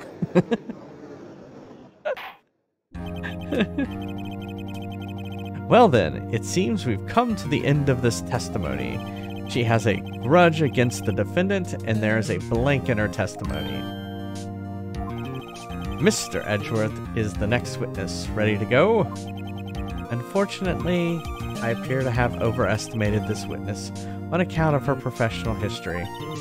We did it! We screwed that can shut, Mr. Wright. That was too close. I'm afraid the cough-up queen has been dethroned. And with that, court is adjourned.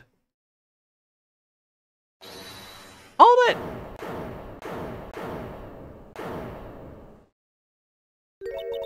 Mr. Edgeworth, you ordered the squid wheels, right? That's the one she tried to foist off on me. I prefer to not take the defense's team's leftovers. Anything else to say? I might be able to save you. I have decisive evidence. What was that? Is this another one of her trick lunchboxes? My apologies, but we have no further questions to ask of you, Miss Starr. Is this your jumbo lunchbox? Oh, a triple-decker. Out of difference to the witness's determination, I'll allow one more testimony. Let's hear about this decisive evidence. Like the Lunchland motto says, you won't be disappointed. Gonna pull out of her lunchbox this time. Oh my goodness. Thought we were done with her. Where does she have all these boxes? And how is she keeping them fresh? Like, they have, like, fish and stuff in them. Anyway. I should have mentioned those 5 minutes when I wasn't looking at the crime scene. And now to the matter of the victim's shoe. Did I not bring that up? What?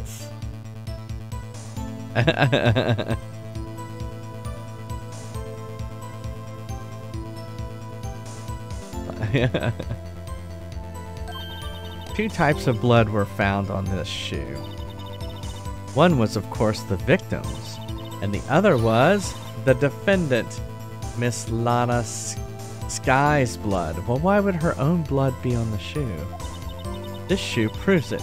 It's flawless, decisive evidence. What? There was blood found on that shoe?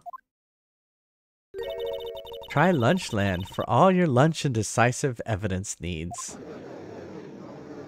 Objection! Yeah. Witness, what's the meaning of this? Why is this the first time I've heard of this evidence? Simple, as I've already said. I don't trust you with evidence, Mr. Edgeworth. That's why I took the liberty of investigating this myself. And you had blood tests performed. Didn't I mention? I have 3 boyfriends in forensics. She gets around. In any case, Your Honor, I can't accept this as evidence. It's like a chapstick entering the Luray Cavern. Yeah. You should know the 2 rules of evidence law, Miss Starr. Rule 1, no evidence shall be shown without the approval of the police department. In other words, this shoe is illegal evidence, at least for the time being. Ah, is that right, Mr. Wright? And it seems so, Edgeworth. Sure is celebrating. Not so fast, Mr. Edgeworth. Don't forget, I used to be a detective. As I mentioned previously, this shoe has already been tested by a member of the forensics department. As you can see, it was approved by the police department as of today. Even the general public can produce official evidence, Mr. Edgeworth. Is that right, Mr. Wright? It seems so. Edgeworth is looking pretty sullen. You could at least study some evidence law, really. Yeah, exactly. Now law matters in the court. The prosecution's complaints notwithstanding, it appears that the evidence satisfies the first rule of evidence law. Well, it seems you have yet another court against you, witness. Anything to ensure that the guilty are properly judged. Very well, Mr. Wright. You may cross-examine the witness. Here we go again. Alright, hold on just a second. I'm trying to get out of this part because I only have 1 exclamation mark left.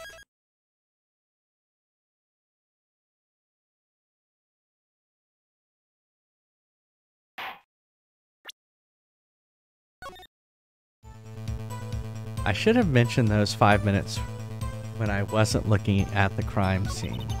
And now, to the matter of the victim's shoe. Did I not bring this up? No, you didn't. And you found the shoe at the scene of the crime? I detained the chief prosecutor and notified the police department. I wanted to make myself useful while I was waiting for the police to arrive.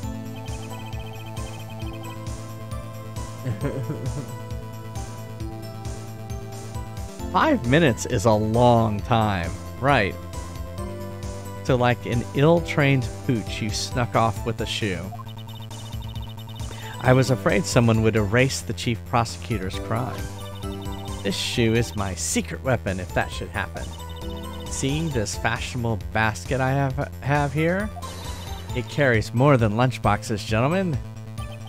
I'm happy for you and your lunchbox bag, really. In any case, you removed valuable evidence from the scene of the crime. Now tell us what you did next. 2 types of blood were found on the shoe. One was, of course, the victim's. So you brought it to the forensics department. If you're going to submit something as evidence in court, you need it approved.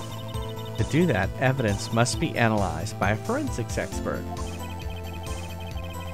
And she got away with her little coup because she used to be a detective.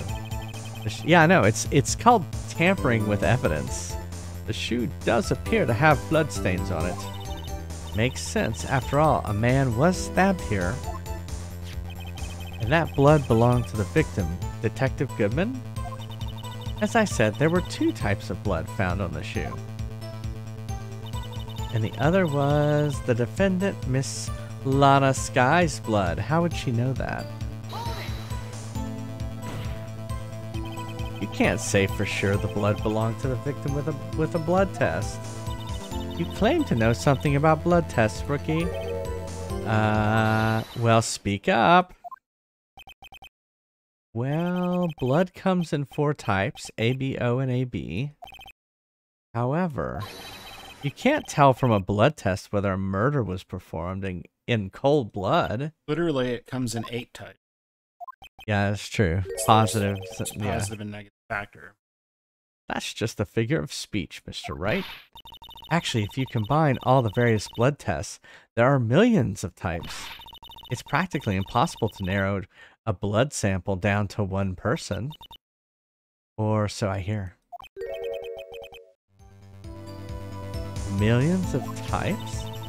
If I had a little more time, I would have gotten DNA test results. But they said there's very little doubt it could be anyone's but Miss Lana Sky's. Hey, what time constraints are there? Other than this game seems to impose the courts in this fictional universe are swift.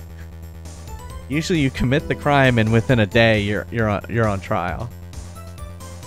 And you only have 3 days of a trial. No. It's funny. This court operates like a traffic court. Yeah, it is like a traffic court. It's like a traffic or small claims court. Overly serious. Yeah. And dealing with the most serious capital crime. It's bizarre. So the suspect's blood was found on the victim's shoe. That ties her directly to the death of Detective Goodman. I was afraid he was going to say that.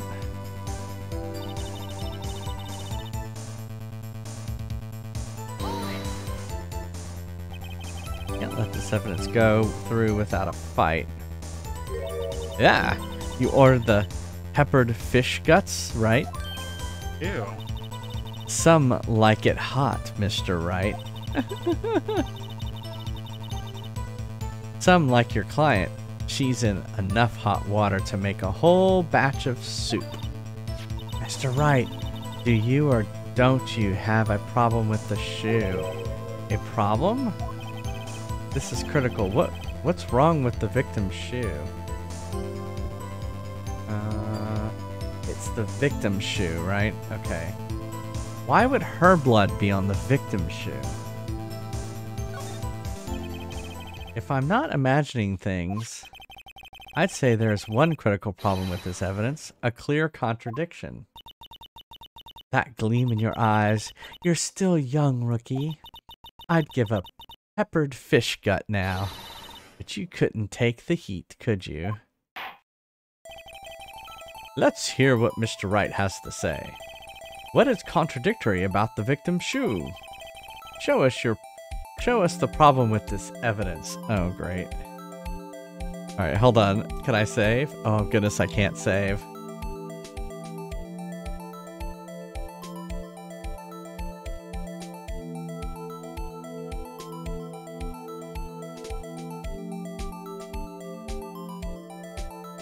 That there's a black void where there should be got you. Well,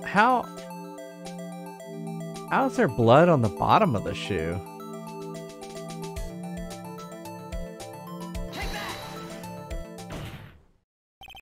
I wonder if you noticed. There's blood on the bottom of his shoe. Don't mess with me, rookie. Or it'll be your blood on the bottom of my shoe. Indeed. I know. Indeed, there's quite a bit of blood on the bottom of the shoe. It makes sense. The victim was stabbed with a knife. What could possibly be contradictory about the blood on the bottom of his shoe? Well, if you look at the crime scene photo, not it. Not it. Where's the crime scene photo?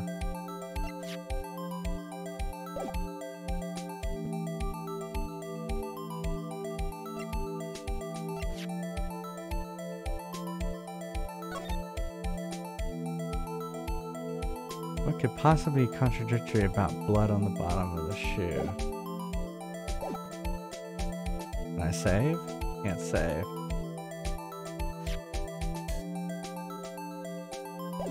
Yeah, why don't we have... Well, so, what I was going to say is the way he's in the trunk. Yeah. Well, he was out back of the... Like, this crime scene tape showed him, like, his feet are in the trunk.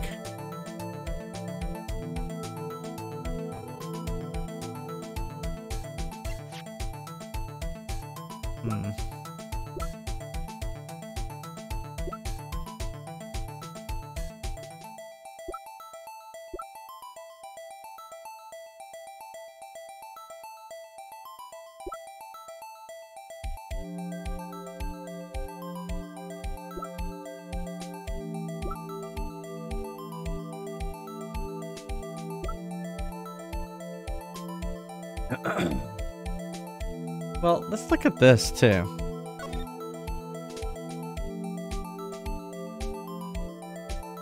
How does she have blood? And I don't even see the victim in this picture.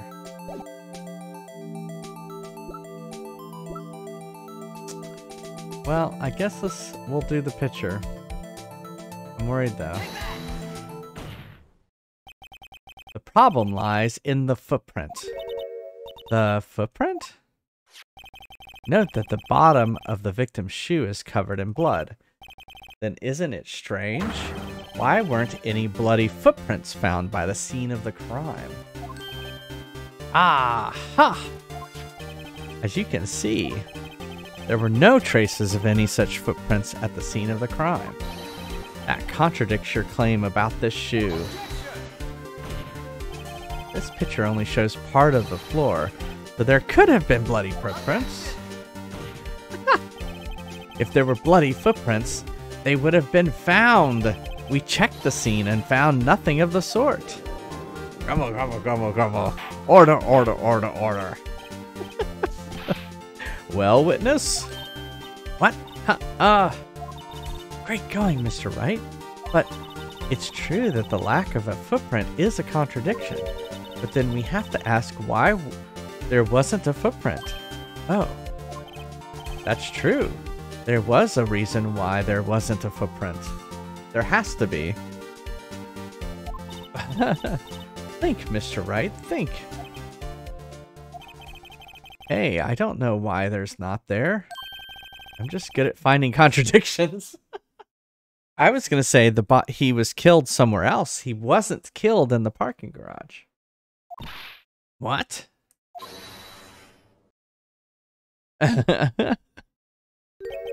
I see. Now I get it. Get what? Our witness is more devious than I gave her credit for. We were hoodwinked to the very end. But she slipped. There is one vital hint to the truth in her testimony. What are you talking about? Think back to when she told us about apprehending the suspect. The chief prosecutor tried to resist, but her efforts were in vain. She knocked my hands aside, kicked over an oil drum. Oh, she's beautiful but deadly. A predator, this one. A leopard woman. Yeah. This is the original 3DS version. That's Pokemon. Not 3DS version. DS version.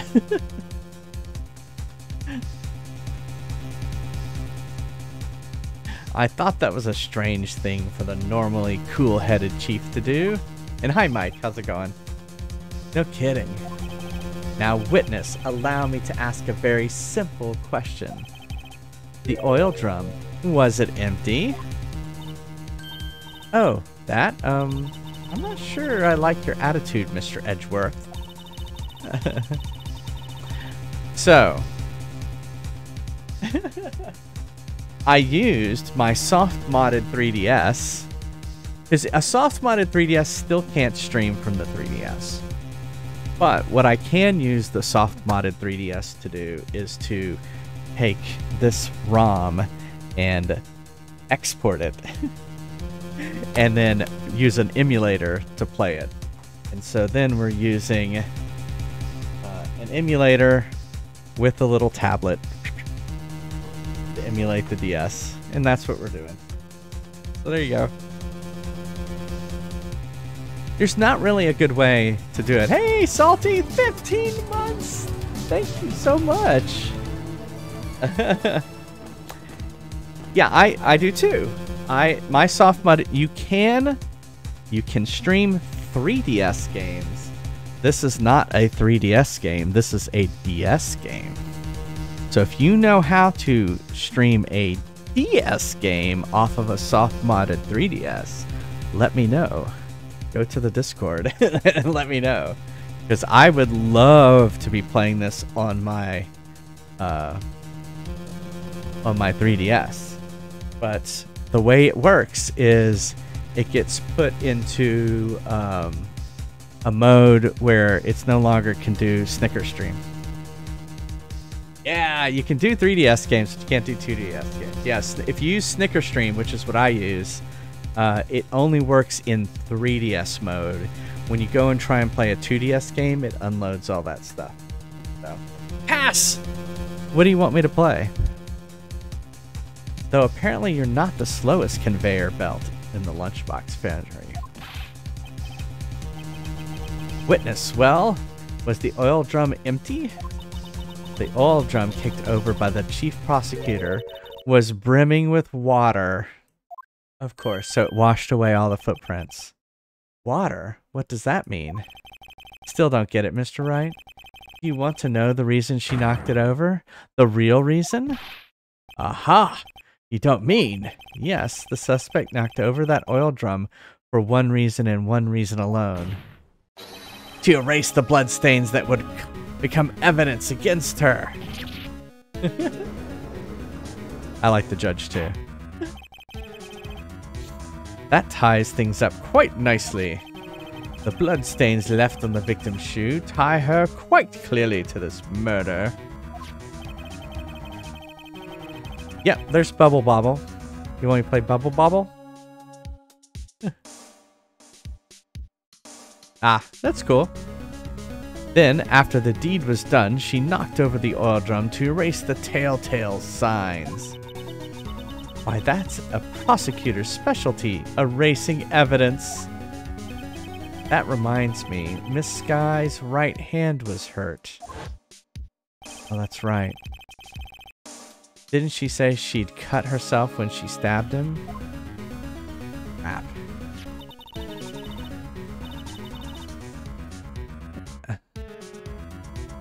Yeah, that seems weird that it would wash it away, too. So my sister's blood on the shoe, that's when it happened. Well, I see no reason to prolong this trial. Mr. Wright, do something, please.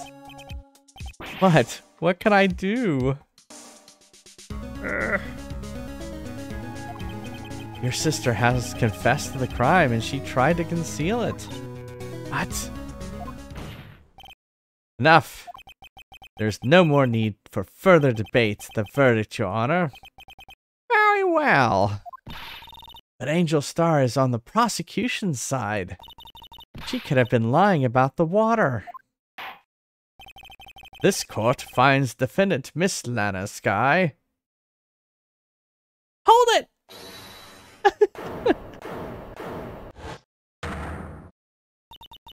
Little girl, what did you just say? Huh? Me? Did you say that I, Angel Star, was on the prosecution side? Well, yeah, you are. You're saying my sister hid evidence by erasing the bloody footprints. Well, I thought you'd had your fill, but here you are demanding a second helping.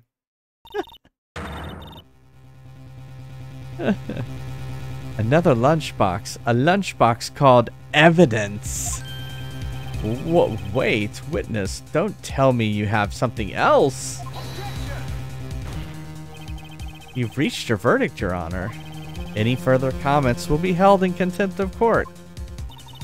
Your threats don't scare the cough-up queen.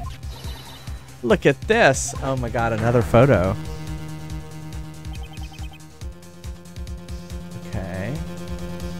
Okay, what's in the muffler? There's something in the muffler. A photograph.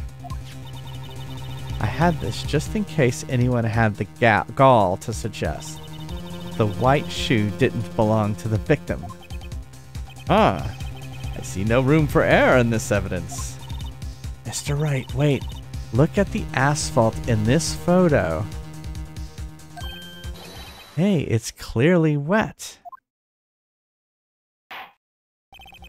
Erasing the last trace of doubt from the court's mind. Immediately after the murder, the crime scene was washed with water. I'm sorry, Mr. Wright. I guess I couldn't help after all. It's not your fault. I knew I couldn't win this case from the beginning. And it seems this is what your sister wanted anyway.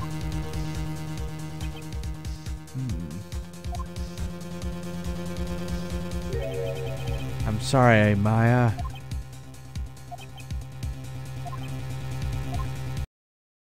Right. Ret or not. Don't be so quick to throw in the towel. Get yourself up off the asphalt. Take another good look. Don't give up. Not until the bitter end. I like how Mia talks from the grave. This is the last piece of evidence. Very well. This time, I'd like to declare a verdict for good. Objection! Objection! Your Honor, wait.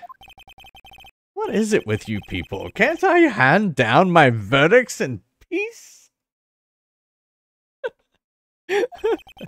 Whatever it is, can it wait until I find her guilty?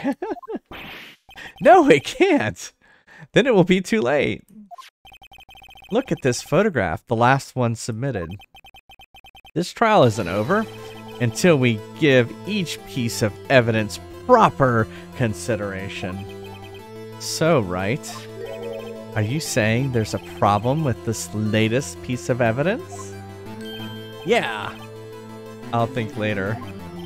Yeah, there's a problem. Right or wrong, I've got to go ahead with this. Alright, hold on. Before he goes for it, let me save. I'm so nervous about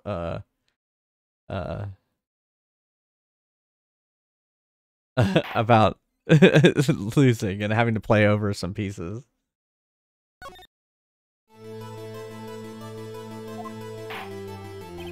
I suppose since we've come this far, we should give every claim a fair shake. Very well, Mr. Wright. Show the court the problem in this photograph. I see the piece of paper in the tailpipe, but I don't see anything on the shoe. I'm gonna say the shoe.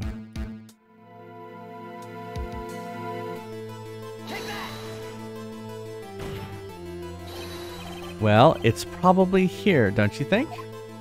Uh-oh.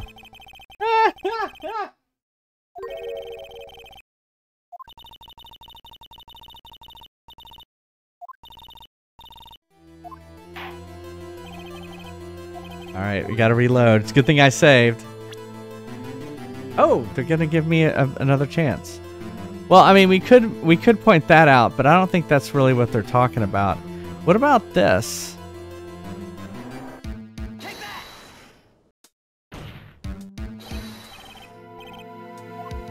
Nope.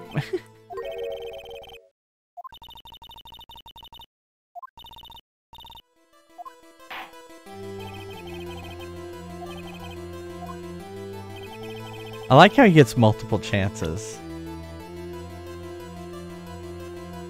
Who wears their watch on the outside of a jacket? That seems awfully weird.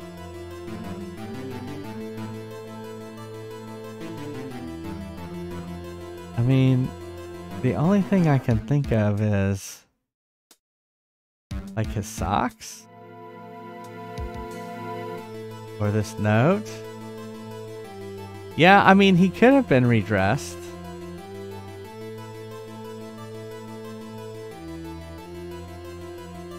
I mean, we'll try it.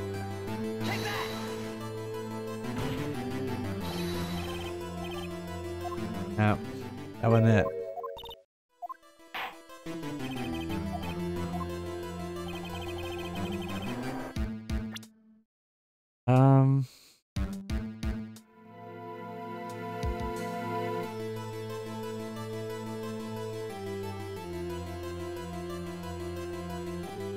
Well, what about that the knife is still in the guy?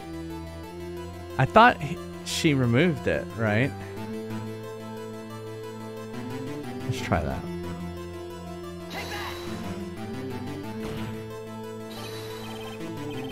Man, it's still not it.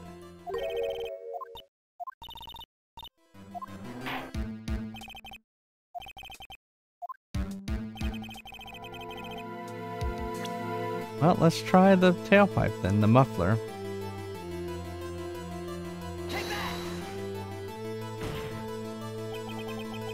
The problem in this photograph is here. What's this? There's something poking out of the car's muffler. That wasn't.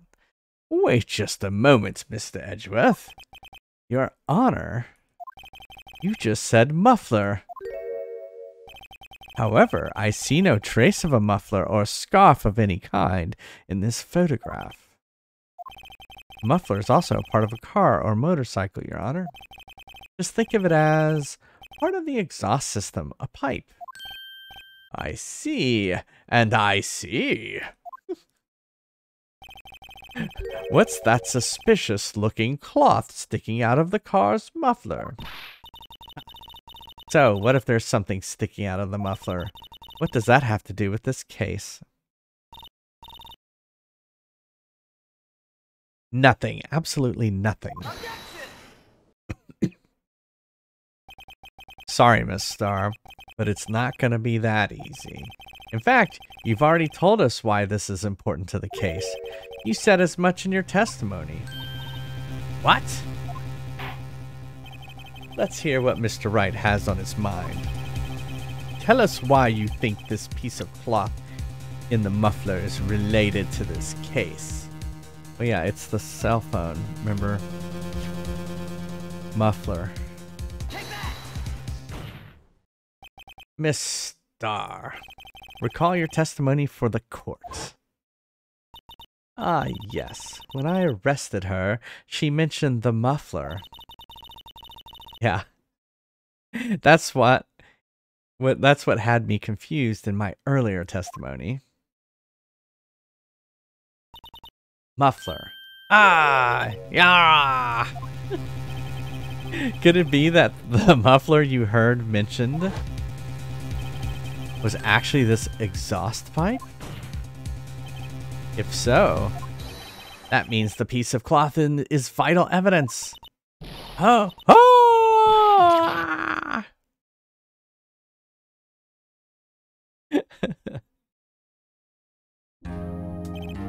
Well, it seems we have to suspend the proceedings. Suspend?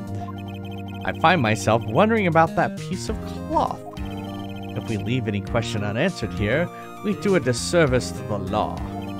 Have the car at the crime scene inspected at once and bring me that cloth. The verdict will wait until after we've seen all the evidence. Agreed? I suppose so. Whew. That was close. But we made it. At least for now. The court will adjourn for a 30-minute recess. It's lunchtime after all. He's still hungry?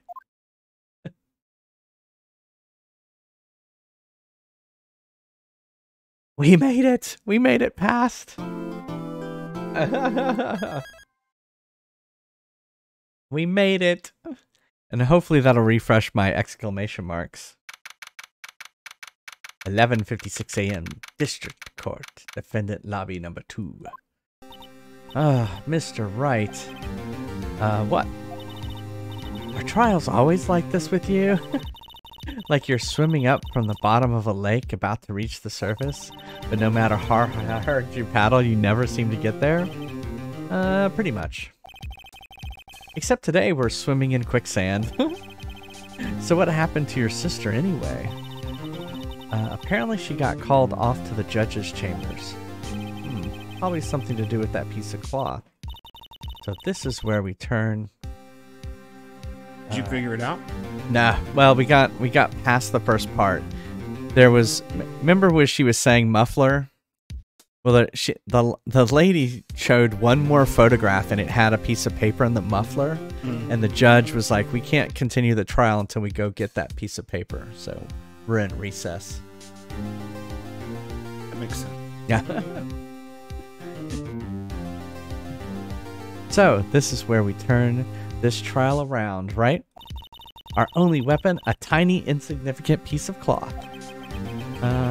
I'm the one who's starting to feel tiny and insignificant, to tell the truth. Oh, partner! Oh, there he is. We hadn't seen him all stream, and here he is. There goes his theme. They say you show a red cloth to a bull, it'll fire up its temper. That's what they told me when I was a youngin', at least. Officer Marshall! Thought I'd come take a look and see how the trial's going. Looks like I'm late. They've got the place locked down tighter than a fort in enemy territory. What is going on over there anyway? Oh, I'm sorry, that's Phoenix talking. What is going on over there anyway? All the police I've seen these last 2 days have been really on edge. Don't you got enough on your plate without worrying about other people, compadre? You should be worrying about the chief prosecutor's taste in mufflers, for example. Oh wait, we didn't do arcade mode. All right, I'll save it here in just a second. Officer Marshall? The whole muffler thing didn't have anything to do with scarves. He wasn't even wearing a scarf. You don't say. Now don't just beat all. I've seen the red breeze blow at her slender neck many a time. I saw it that day too. She was wearing a red muffler. Oh, is that like a scarf around her neck? Well, I haven't played arcade mode yet. What? At the awards ceremony that afternoon, Edgeworth's seen it too, I'd reckon. What does that mean? In the photograph taken at the crime scene, she wasn't wearing a scarf. So Miss Starr wasn't mistaken. Well, it's about time. Remember, partner, sometimes you gotta grab the bull by the horns. Sometimes you just gotta let that bull go where it will. Time will tell. Ugh, I have a bad feeling about this. So, what are we swimming in now, Mr. Wright? If it's steak sauce, I can hook you up with some fine ribs. Ooh-wee! It just gets weirder and weirder. Yeah, this game does get pretty weird. All right, let's save real quick. Because Pass VGC wants us to play. Which one was it? Was it Bubble Bobble or Puzzle Bobble? Bubble Bobble. Bubble Bobble? Bubble Bobble. Beep Boop. In arcade mode!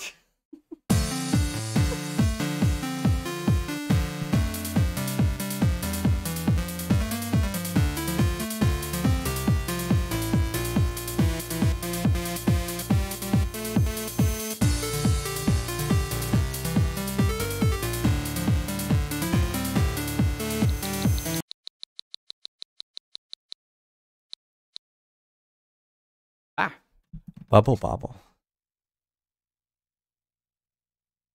Kid.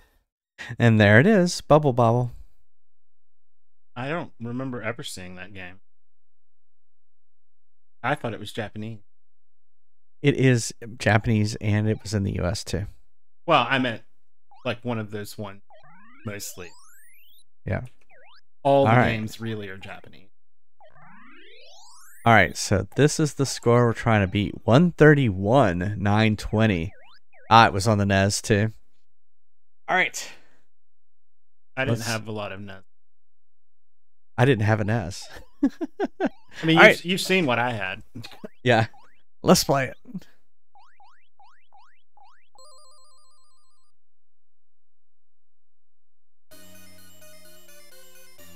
Not very loud.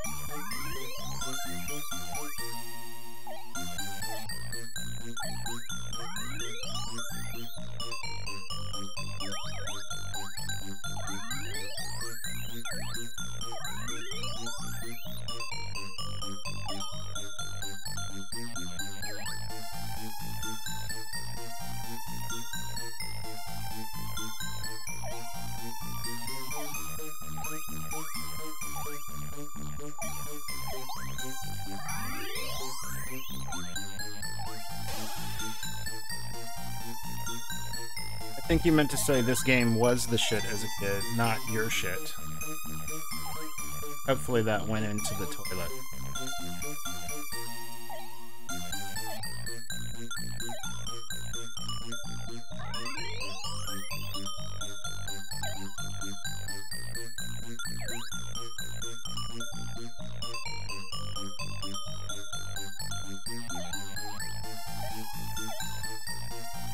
It turned into a bird and you crushed the bird. How mean.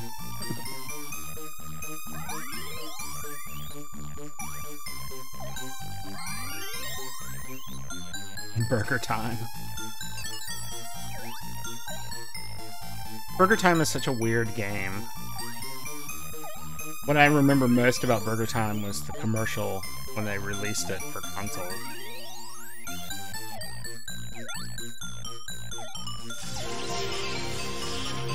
Josh bet 8 is Hey, thanks for the rage.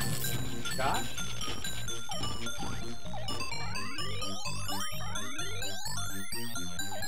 He's been playing Elden Ring. Surprise.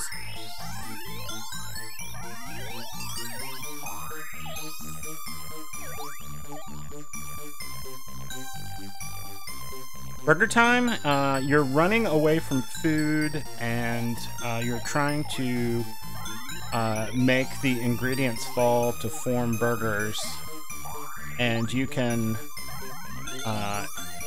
stop the food running after you with a shake of pepper.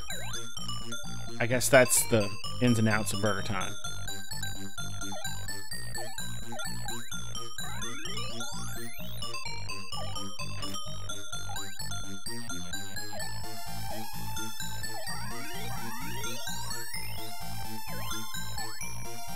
That's cool. I hope he fixes his account.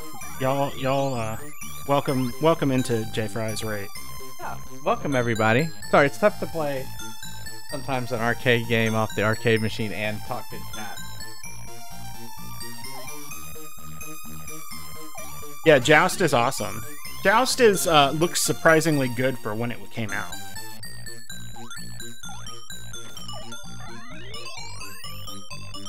My favorite was always Galga.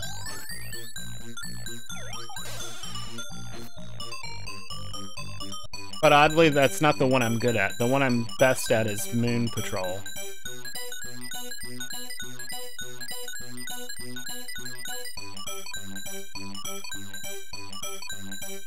There we go, 68. Didn't beat the 131. But thank you for the raid! Welcome, welcome. Yeah, Moon Patrol was awesome. Did that not?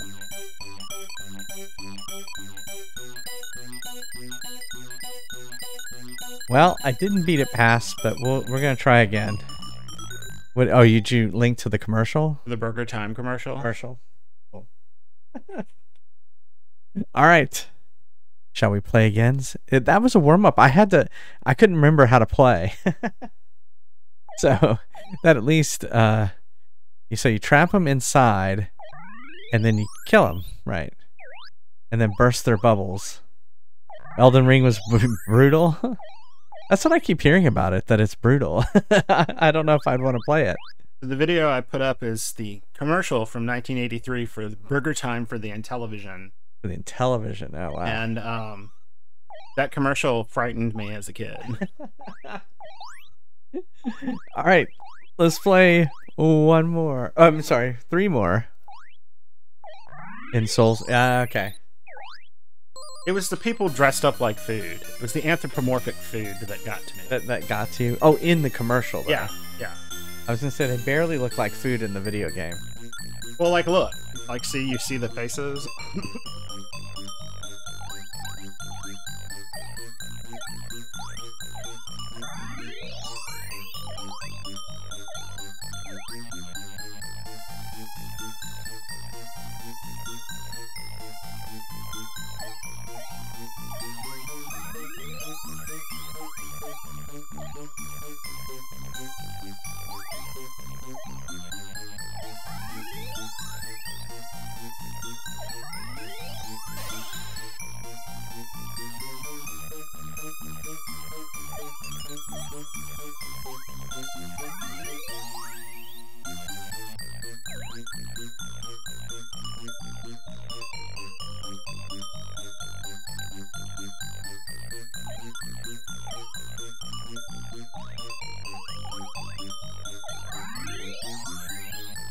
No. Coleco was a third entry into the market. So Atari came out first, and then Intellivision came out, and it was by Mattel.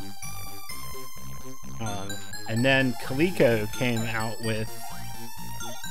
well, first they got the license for Donkey Kong, I think, and that was their big thing. And they put out the ColecoVision console. But then they tried to make a computer, and it was the Atom computer, and they made some poor choices, I guess would be the best way to put it, and how to assemble it. So it was super buggy, and they went bankrupt. Even with all that Cabbage Patch Kid money.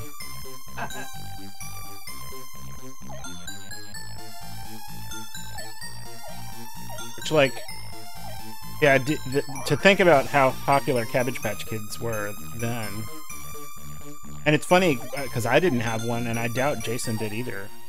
I had a ColecoVision. You had a Cabbage Patch Kid? Oh, I didn't have a Cabbage Patch Kid. My sister had a Cabbage Patch Kid. I think we were both older than that by the time they came out. And they didn't used to give little boys dolls. Yeah, I had Transformers. Yeah, I had Transformers too. And G.I. Joe men. Yeah. And Star Wars men. Yeah, but I did have a ColecoVision as a kid. That was the one I had. Well, we had, when I was a really small kid, we had an Odyssey 2. No. And so, while most people had Atari 2600s. You had an Odyssey. I had an Odyssey 2. A yellow one. No, I had the yellow one. Then that was what I had in a really small kid. Oh. Then we got an Odyssey 2, which had like Casey Munchkin, which was a Pac-Man knockoff and stuff like that. That's the only one I really remember is having Casey Munchkin. And then you were a 90s baby. I had, since I was an 80s baby, actually I was a 70s baby, but I grew up in the late 70s, early 80s. Yeah, I had some of the early consoles. I can remember playing a bad Pac-Man clone on a green screen on a Wang mini computer. Wang. Loaded from an 8-inch floppy disk. Yeah. I did play so I do remember, well, I remember the NES. I never owned one, but we would rent one from Blockbuster Video or the local video store and play it. But I was in high school. And then I remember my roommate getting a SNES at one point. I mean, the 80s weren't totally awesome. Like, we were too young for cocaine. Is that all you know about the 80s is cocaine? I mean, that's all you really need to know about the 80s because it explains so much. I had a PC when I was in high school. Well, I had a Commodore 64 when I was a kid, and then I got a PC in high school. Yeah, well, most of that music was fueled by cocaine. All right, let's play a third game.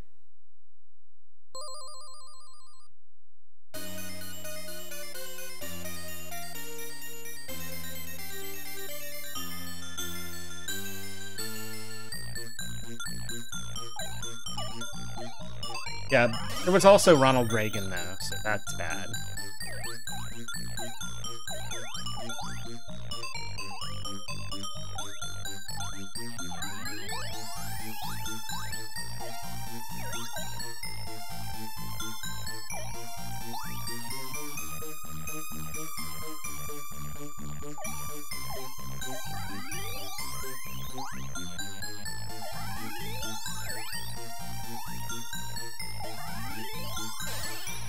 Well, early 90s was grunge music. Then it sort of morphed in the mid-90s. Grunge really died out. Because unfortunately the 90s was about heroin. Remember your decades by the popular drug? No. I mean, it's just... Those are the two things that I think had the biggest impact on each decade.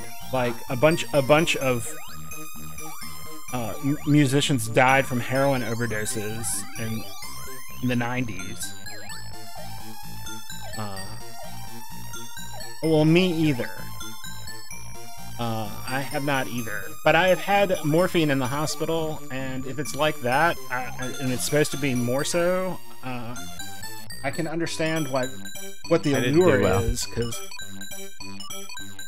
morphine will make you forget anything. I didn't do very well, Pass. It also made my nose itch. Okay.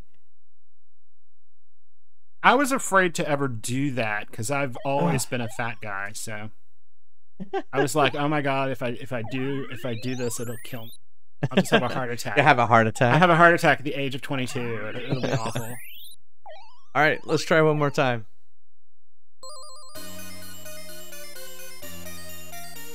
Kids, don't do drugs.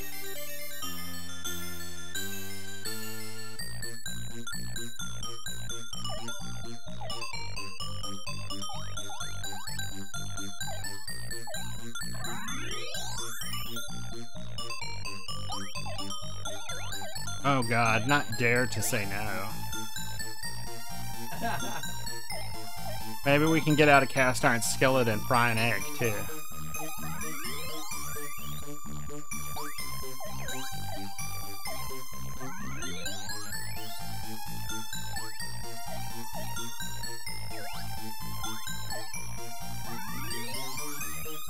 See, from the 80s, what you really think of is Just Say No, because that was Nancy Reagan would get on television telling people, just say no.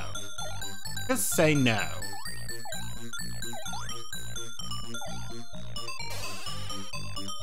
I remember them bringing, like, we didn't have police where I lived. We had the sheriff's office. And, there was one guy who would always come to school, Sergeant Chaban. And Sergeant Chaban would come in and tell us we were all gonna go. We took drugs, we would end up with Parkinson's disease.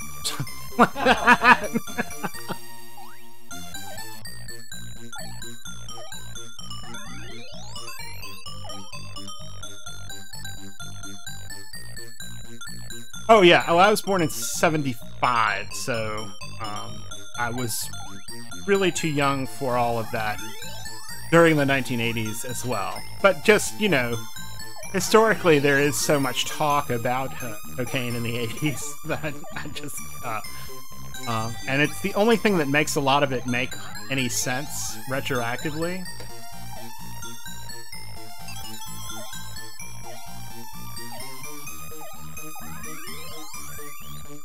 Nice. I remember having to watch Red Light, Green Light, which was like the Stranger Danger movie.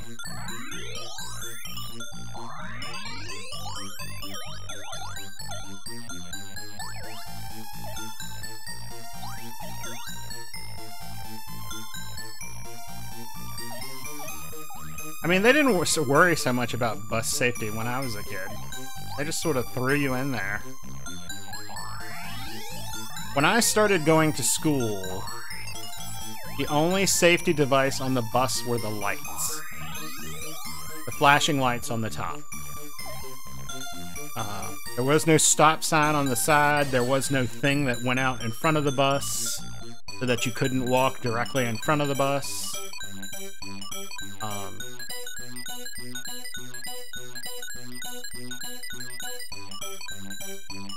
Yeah, I was almost hit getting off the bus once.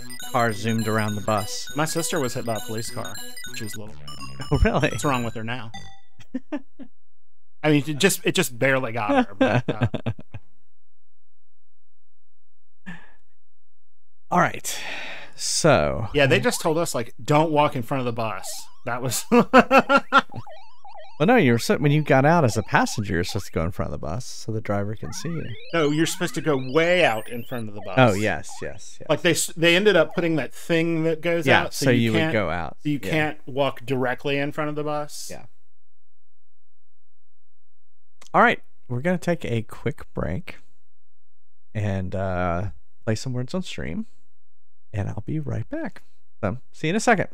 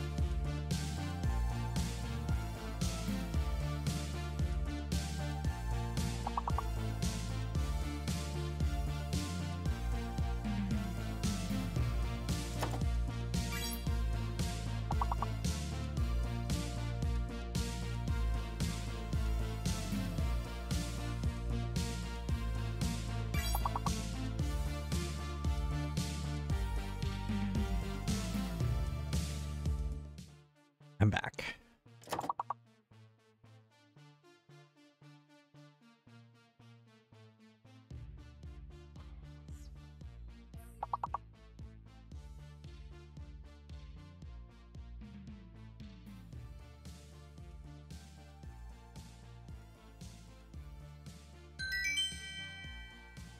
All right, up to level 7.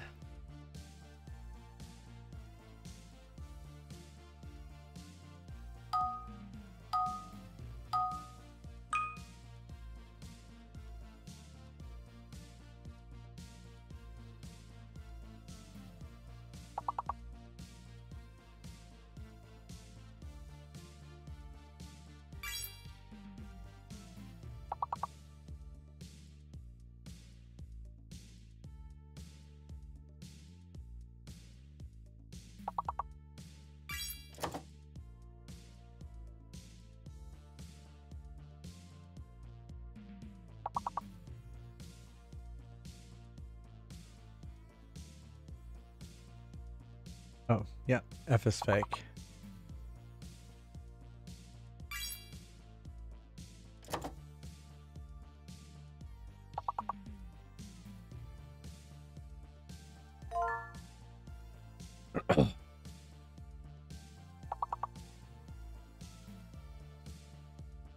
F is fake.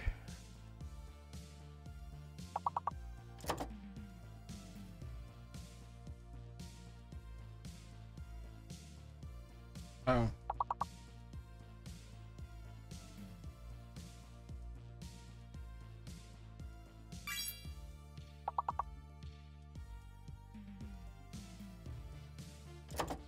Taken.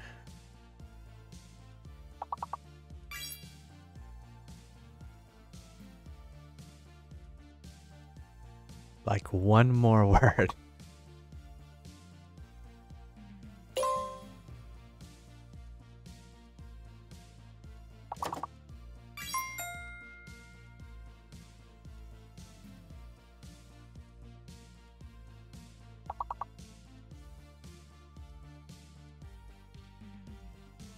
What about cram? I guess not.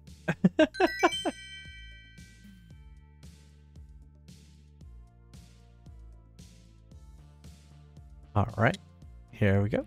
Level 8.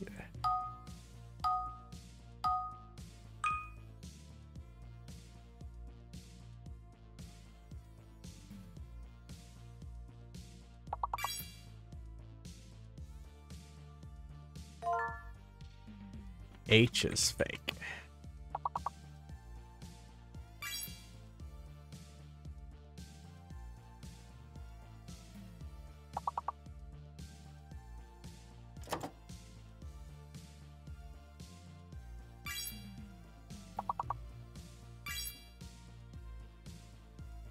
Toke.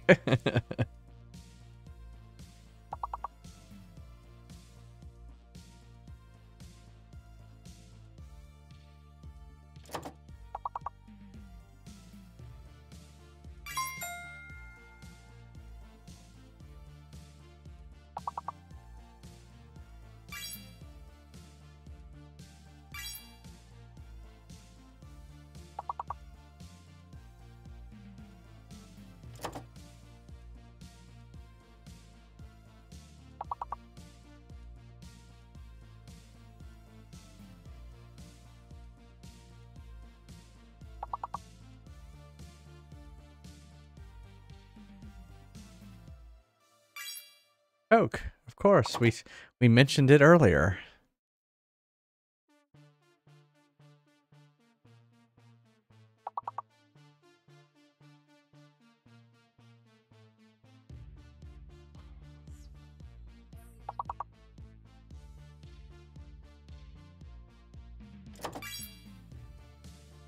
Nice one. Well, especially with how much Diet Coke I drink, I'm surprised I didn't get it either.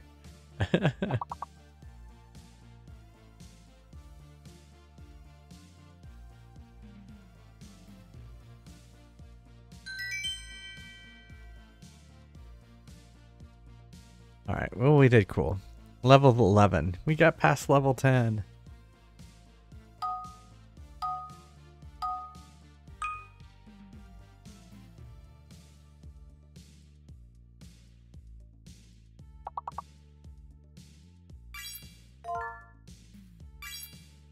Oh, J is fake. I figured that's what it was either.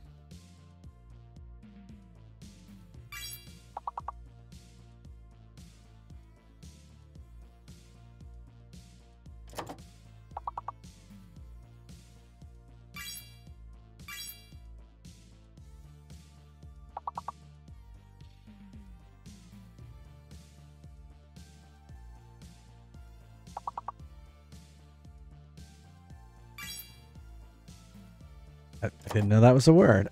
I was like, what? Crepe.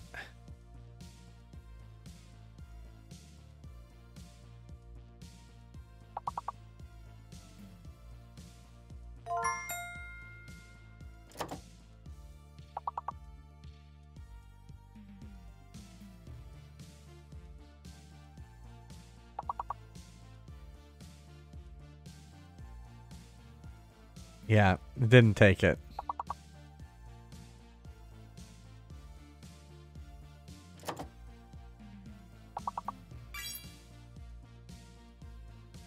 Surprised the auto mod didn't pull it out. Honestly.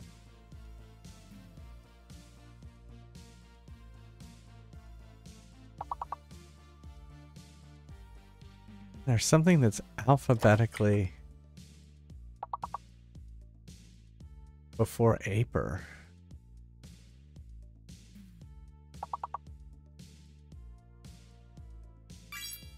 Acre. I tried Acer. That's what led me to Aper. I was like, well, if it's not going to take Acer, which I feel is a word, but maybe I'm just thinking of the computer. I think it's a... Yeah, it's the brand name.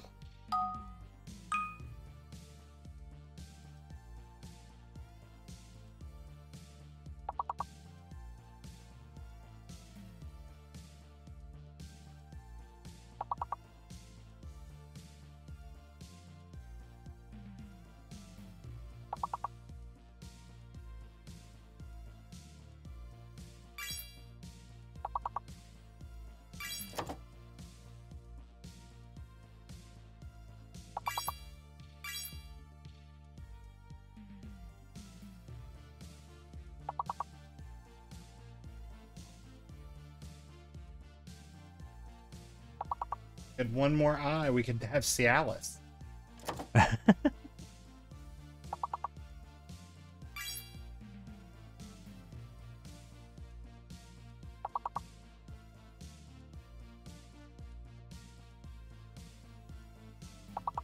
Pretty sure the F is fake. It wouldn't take fails. Yeah, I think the F is fake too.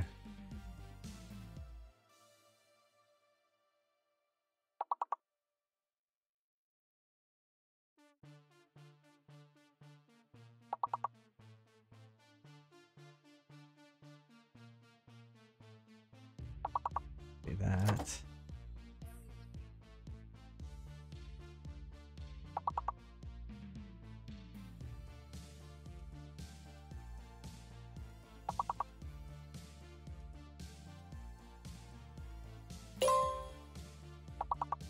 It's another C.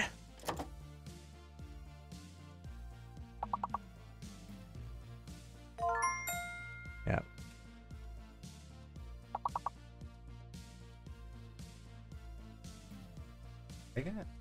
It did.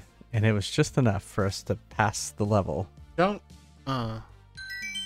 set it ahead. Okay. Let it wait. Okay. Can you move the microphone closer to you? Yeah. I'm refreshing my feed. Oh. so that should be closer. It's taking a long time. Okay. Okay, go ahead. Now I can do it.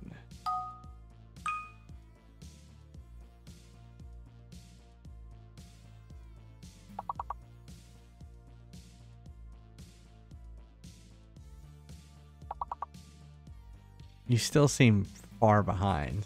I'll mention that.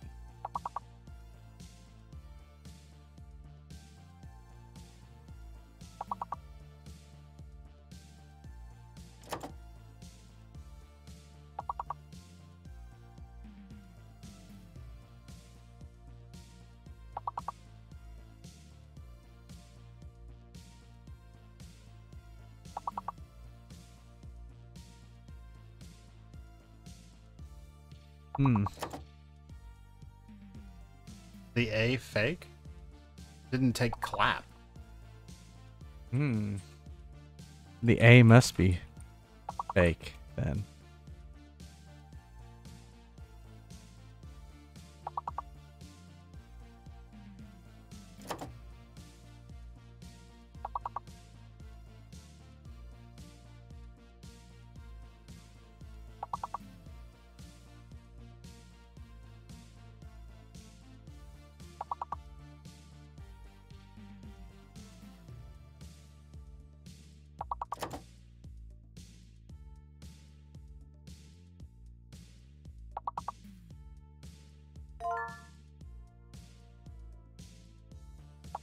All right.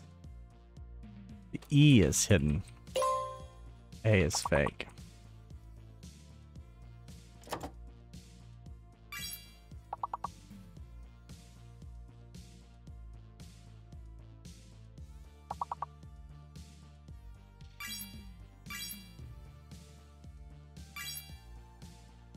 Yeah, I don't think we're gonna get enough.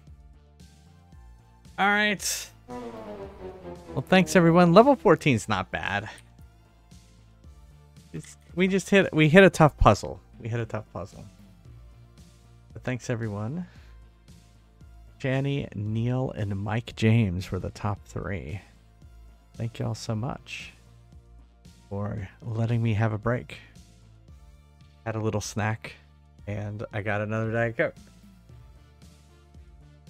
This game's had so much reading that I have to, like, talk a lot. This has probably been the most reading I've done in a game. Alright. Got about another 40 minutes or so. Let's see how much we can get done.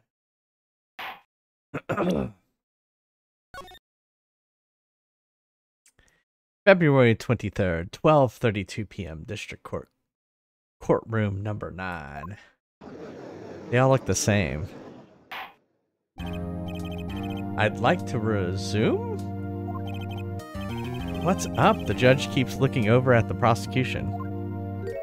Oh my. Is something wrong, Mr. Edgeworth? Your face is blue, your lips are purple, you're sweating bullets. That furrowed brow, those grinding teeth, those watery eyes.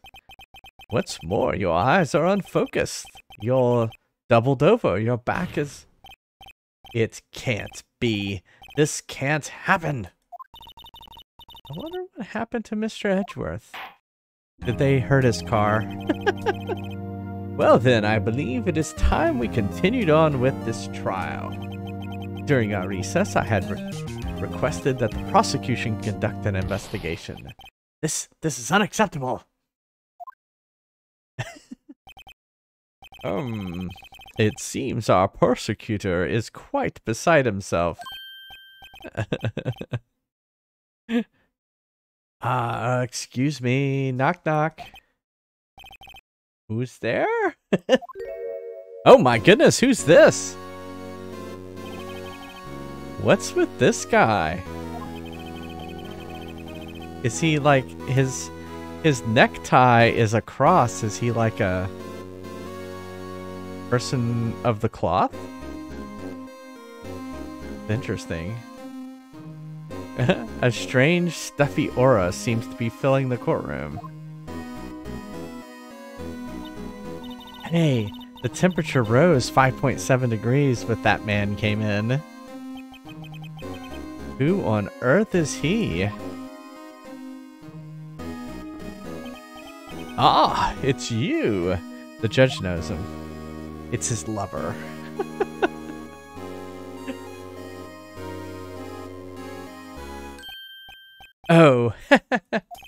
Sorry I'm late, G. The roads were packed, it's just me. Long time no see ya, Edgy. How you been? Swim much these days? Oh, hello. No, I've been so busy. Busy? Busy schmizzy, Edgy. My boy, you have to make time to relax. Ah, yes indeed. Udgy. Seems to be his nickname for the judge? I'm afraid you're right. Very afraid. Sorry, but... Who are you? Aha! You're Righto, the attorney. I've heard good things about you, son. Huh. Thanks. So sorry about our little worthy giving you all that trouble, eh? You know, we should all go swimming together sometime. Jolly! Little worthy? Is that the devil? I don't know who it is. Mr. Wright. You don't know the district chief of police? What? Is the chief of police? Most colorful chief of police ever. Yeah. Chief of police? He's the top-ranking police officer in the entire district. Okay. Name's Grant. Damon Grant. Pleased to meet you, everyone. So, what do we owe this honor today? Been over 2 years since you last came to this courtroom, hasn't it? Well, it's worthy here. Look at the poor fellow. Gantz is making you feel things. Hey, Wolfie. I just thought I'd help out by bringing this. Hey, that's my sister's muffler. So Miss Star wasn't just saying things. When the crime occurred, Miss Sky really was wearing that muffler. But to think that it was stuffed into that exhaust pipe.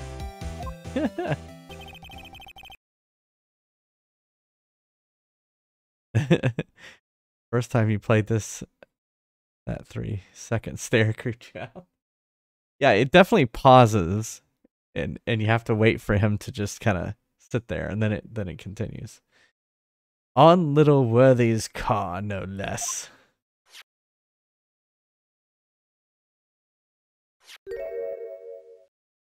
What is this? Is that a switchblade knife? It's really quite embarrassing, even for us. Yeah, this is the last case. What's this? It's what you'd call a switchblade knife. Quite perplexing, this. What, that was it? That was in the tailpipe? Chief, what kind of outfit are you running? Mr. Edgeworth. How could they miss such a vital piece of evidence? If your investigations are this lax, how do you expect us to do our job? Oh yeah, I've been enjoying it quite a bit. Yeah. Yeah, I enjoyed the first few trials because they all kind of interconnected and stuff. I thought those were really good. Now, wait a minute, Worthy. I have no desire to hear your excuses. I'm telling you to wait. Or didn't you hear me?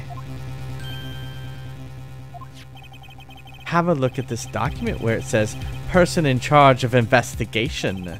There's no mistaking that signature. Miles Edgeworth? That's no fair. The day of the crime, I had your head in the clouds because you got that award. I know how you feel. But you're the person in charge. I'll expect a written apology. Is there some kind of weird sexual tension going on between these two? I have no idea what's going on. Yeah, the first 3 cases were awesome. What? Are you serious? Don't be too upset. We'll find a way to clean up this mess that you made. Yeah. Neil reads between the lines. This is the first time I've seen Mr. Edgeworth at a loss for words. Flavor of gay. That's what I think so, too. This kind of major blunder is unlike you, Mr. Edgeworth. Yeah. The court accepts this new evidence, but I'd like to ask the defense a favor first. Yeah? Just to be sure. I'd like to take a look at this blade, the blade of this knife. The blade, Your Honor? Well, I don't see why not. Could you open it up for me, I wonder? Yes, well, I think you have to do is push that switch and... If I cut my finger, Mr. Wright, I would be able to pound my gavel anymore. Well, we wouldn't want to have that, Mr. Judge. Yeah, but if I cut my finger, I wouldn't be able to point at people anymore. Come on, just hurry up and open it. Yeah, I don't understand why the attorneys or the judge has to open it. Alright.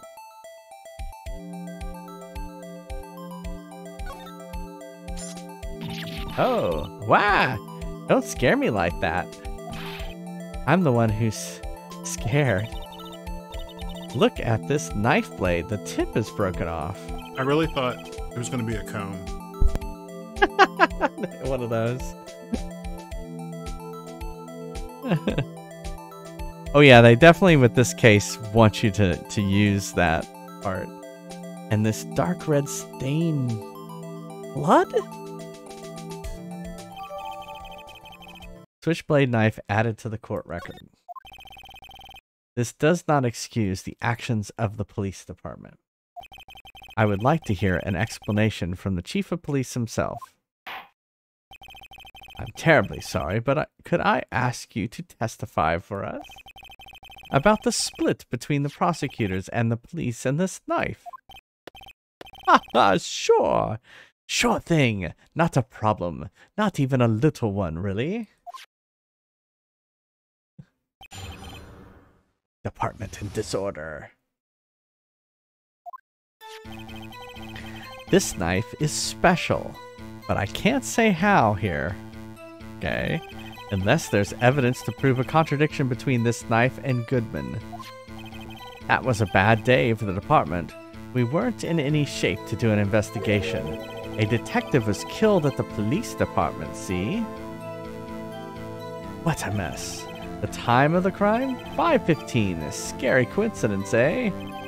It's not officially linked to this here case, so I can't talk much about it. Oh. Interesting. There was a murder at the police department? A detective? That's hush-hush information, Udgy. We haven't exactly announced it yet. Wait a second. You said 5:15.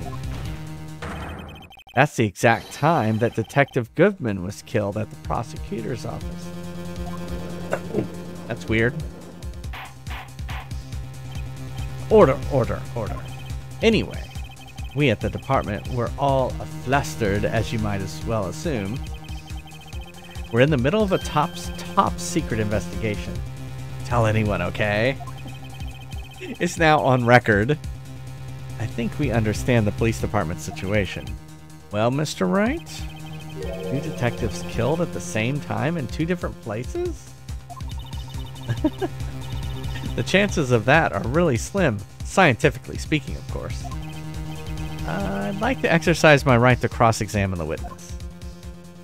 Very well.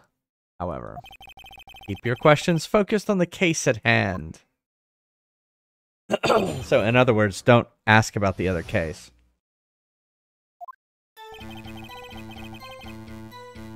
This knife is special, but I can't say how here. Excuse me, special? Hard to come by this particular knife anywhere else.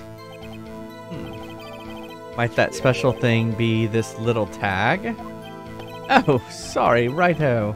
But I can't say that now, not that. We've established that the knife is in Goodman's chest was this knife. Now, why was there another knife at the scene of the crime? That's quite a mystery.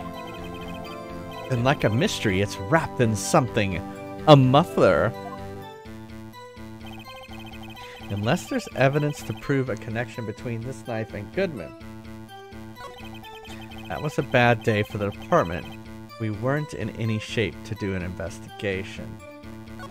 A detective was killed at the police department. What a mess. The time of the crime? 5:15. Scary coincidence, eh? It's not officially linked to this case here, so I can't talk much about it.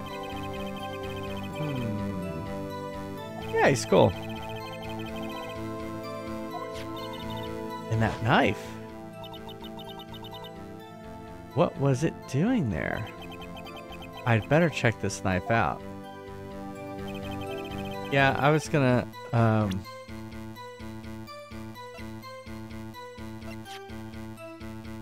the crime scene wrapped in the defendant's muffler. Small tag. So it looks like evidence, maybe. SL9-2. There's a tag on the knife. It says SL9-2. What's that supposed to mean? I'm not sure, but it reminds me of a similar code. DL6 maybe? It's a case number. Oh yeah. That's weird. What? I don't remember where I do, but I think I've seen something like this before. Something similar to what's written on this tag. It wasn't that long ago either. Maybe I should check the court record again. Yeah. See if there's anything else. I don't think there's anything else. I mean, nothing about the blood. Yeah, it was this note.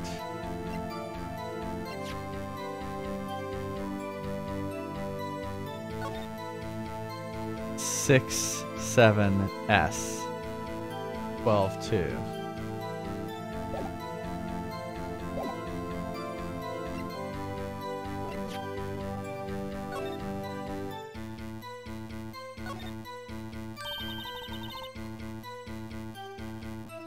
Oh, we're reading it upside down. It's 9 SL9. Yeah.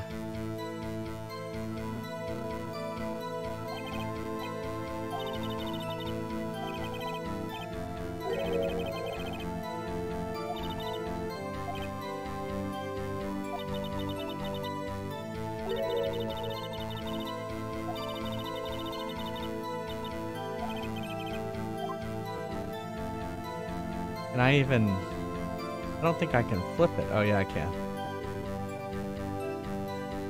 See? 6-7S.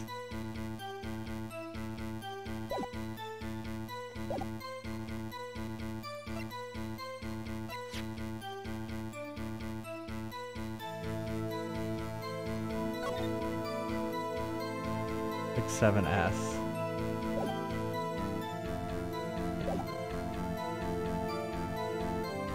What if I presented that?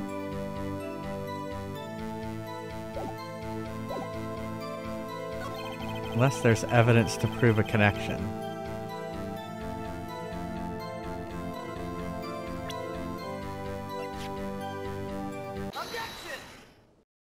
Haha! Wait a second. Ah, last, an honest-to-goodness objection. This knife, this has to have something to do with Detective Goodman. What do you mean? Aha, to be honest to goodness, what do you mean from the judge? This is great. Look at the tag on the knife. It reads SL9-2. And this is important. Why? Over here we also have a memo that was on the body of the victim.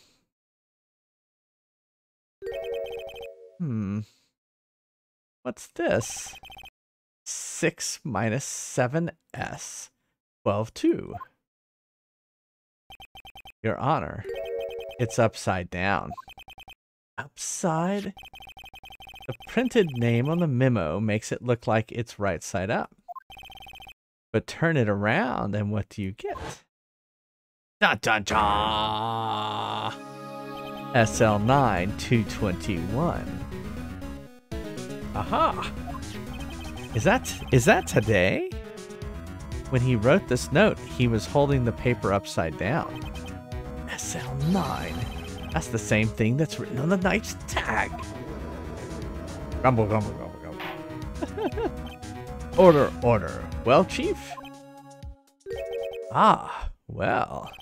I guess the cat's out of the bag. You win, righto. I win? Haha. What game is this guy playing? This knife was evidence in a case. It was stolen from the department's evidence room. So this knife was stolen? Yes, but on the day of the murder, it was evidence, you say. Was it, in fact, a murder weapon? Nice, nice, nice. Good show, Little Worthy. It was a murder weapon, as it happens. It was evidence from a case long since solved. But this knife was stolen on the day of the murder and was found in the exhaust pipe of Edgeworth's car. Hard to think there isn't a connection there. I want to look at something. When I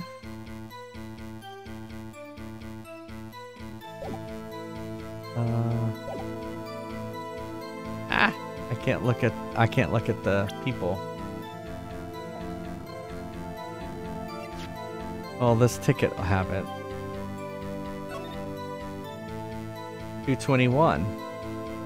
It's the date. It's this date.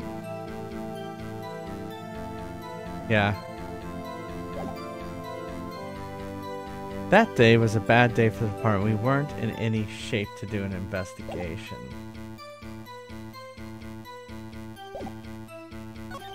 Detective was killed at the police department. See? What a mess. The time of the crime, 5:15. Scary coincidence. Eh? It's not officially linked to this case here, so I can't talk much about it. But they were linked. And one at the police center can't be a coincidence.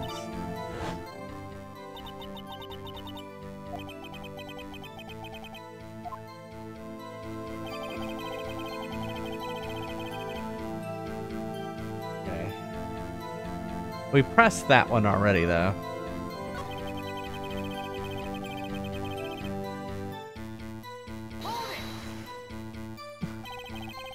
Something didn't happen at the police saw too, did it? You've got a good look in your eyes there, righto, my boy. Sharp, hungry. Chief, did something happen, and why haven't I heard? Why haven't you heard? Or why didn't you ask? What? No matter, I understand. You were busy, what with Lana's case and all. Well, what happened? What happened to the police department that day? A detective was killed at the police department, see? On the same day that a detective was killed in the prosecutor's parking lot? Another detective was killed at the police department? That's a fact. Surprising, isn't it, Udgy? I'm at a loss for words. And the perpetrator? Do you have a suspect? Well, there was a suspect. Just arrested him, in fact. Just arrested? That was quick. But there's still a lot of unanswered questions. Maybe you could help, right? I suppose I could help if you help me by giving me data on your case. Oh, good one. This kid's sharp. Okay, here's the deal. I'll tell you one thing, and one thing only. Oh my goodness. Where the victim was found, how the victim was killed, when the victim died.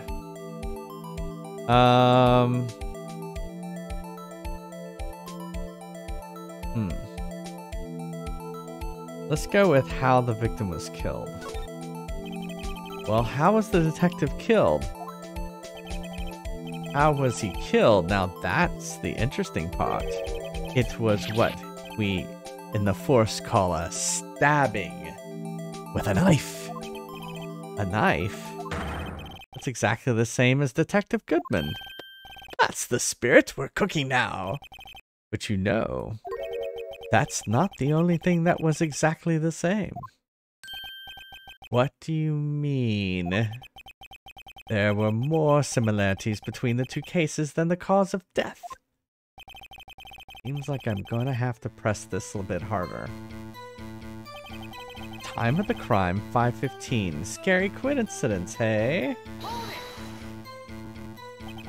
5:15? But that's when Detective Goodman was killed in the prosecutor's office. What?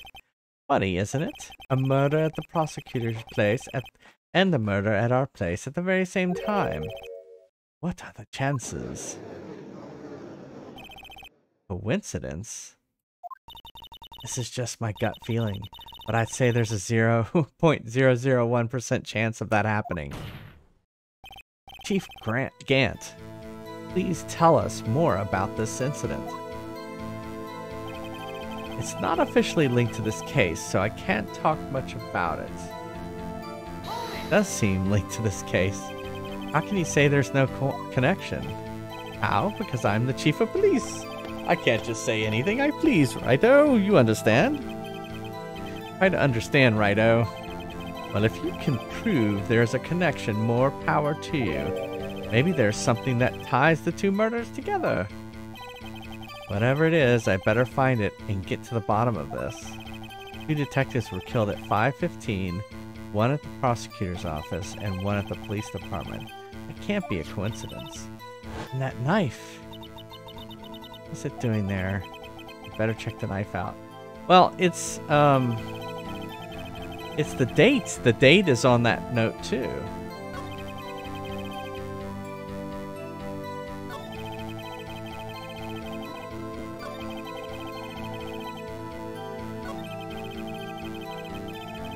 Alright, well, let's present the note again. I like how they flipped it. No, that's not it.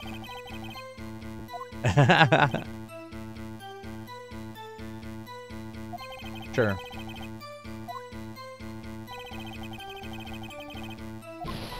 Just got penalized. I got penalized.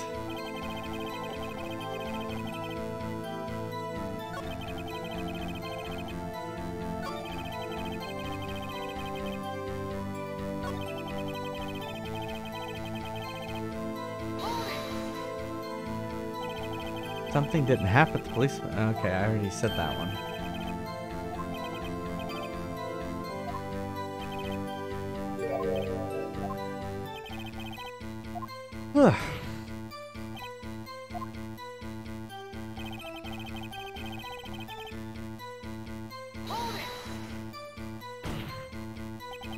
On the same day the detectives killed the prosecutor in the parking lot, another detective was killed at the police department. And the perpetrator, do you have him?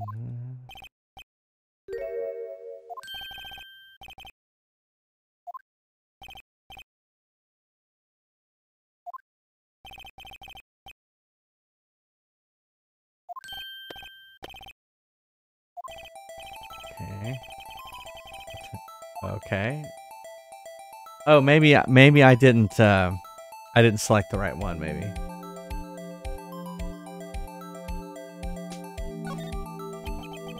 So tell me, where was the victim found? Well, I can't speak on where the corpse was found, but I can say the crime took place in the evidence room at the police department. Evidence room? Wait a second. I've heard of that. Evidence room? Didn't he mention that his testimony just now? This knife was evidence in a case. It was stolen from the department's evidence room. There's the connection between the two cases. You seem happy, Mr. Wright. Happy? Happy? We just got handed our ticket to go to town on this case. With the link between the two cases established, we finally have some leverage. Now we can get Gant to testify about the details. It's not officially linked to this case, so I can't talk much about it. I thought we could talk about it.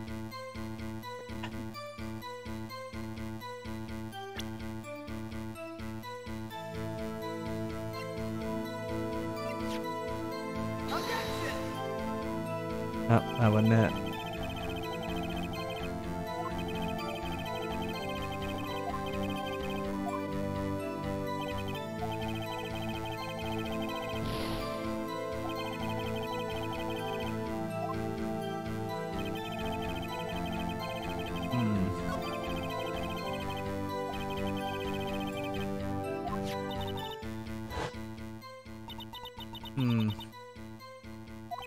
Yeah. Guess let's check the knife out again. But I thought I already checked out the knife.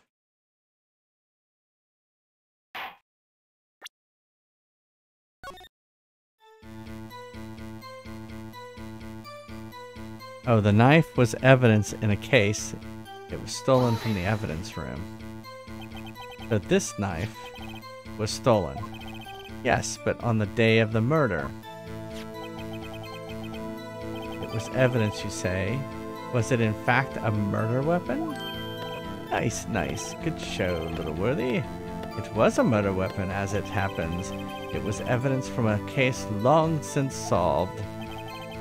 This knife was stolen on the day of the murder, and it was found in the exhaust pipe of Edgeworth's car. Hard to think there isn't a connection there.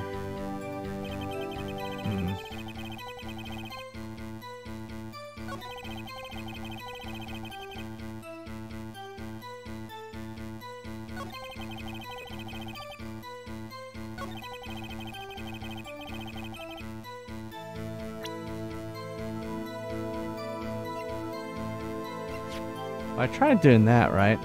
Found in the crime scene, wrapped in the defendant's muffler, small tag attached.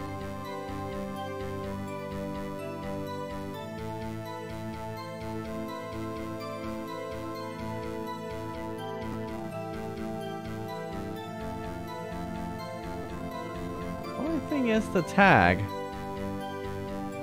What's the other knife say?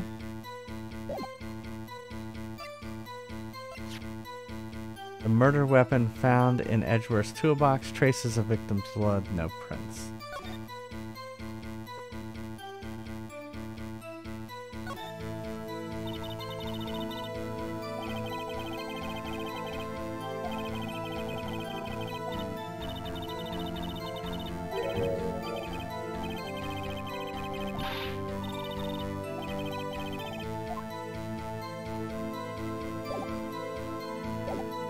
Yeah, I still feel like this is today's date, 2/21, or the date of the murder.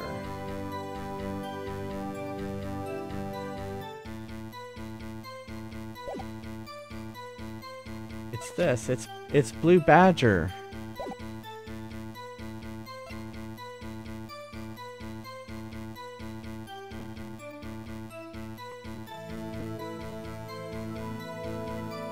Okay. I think that's it.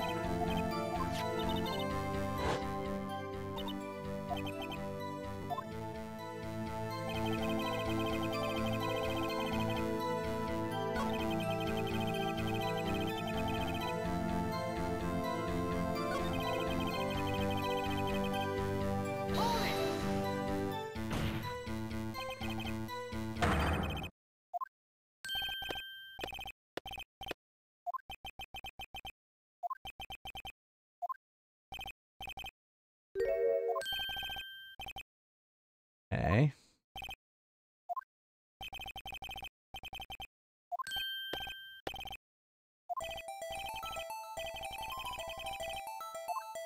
I like it. I'll tell you one thing and one thing only.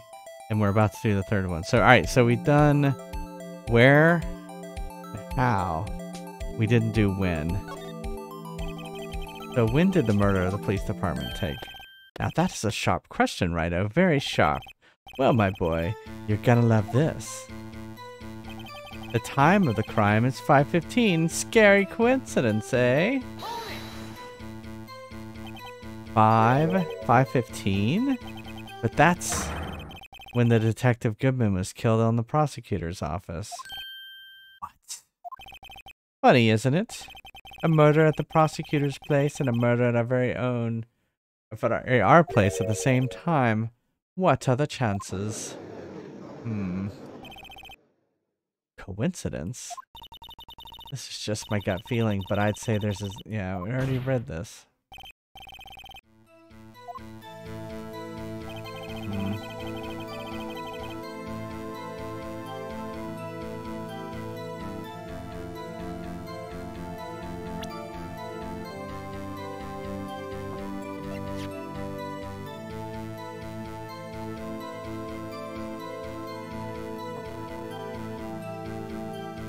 Yeah, I could try it.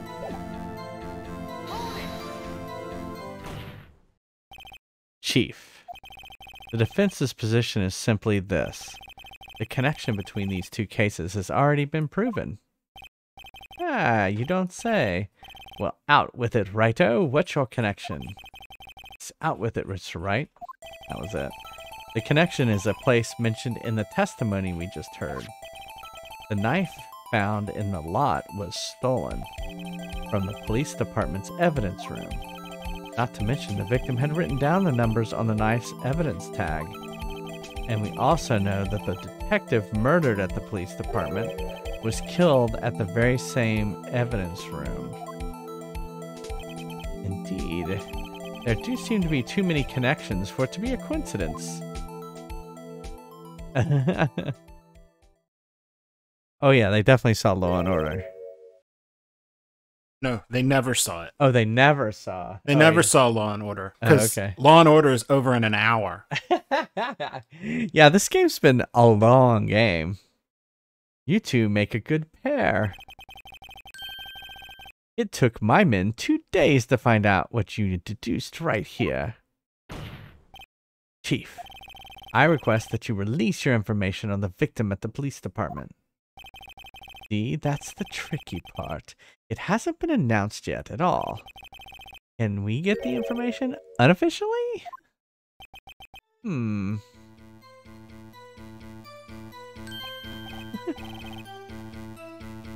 Sure, why not? It's unofficial after all. What, really? Who would have guessed? I'll cooperate, but I can't reveal the name of the victim at the police department. You're gonna tell us a little. Why not tell us everything? Well, case information is sticky stuff. You have to do everything properly.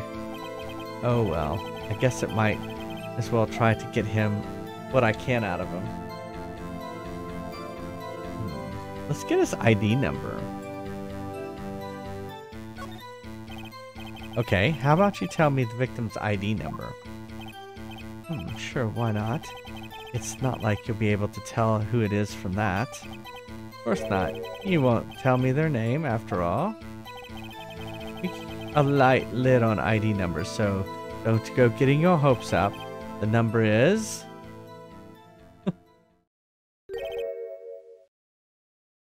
584-2189. I'm gonna write that down. 584-2189.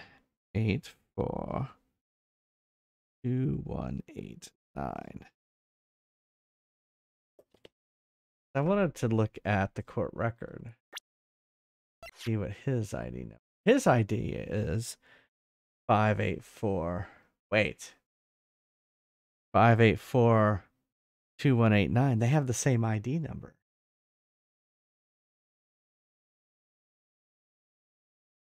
That makes no sense.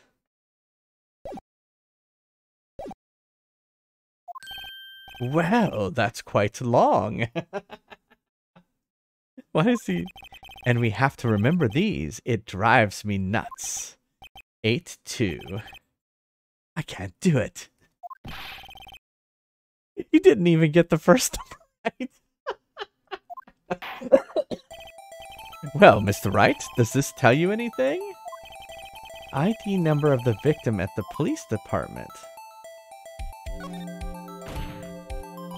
Actually, it does, Your Honor. I think.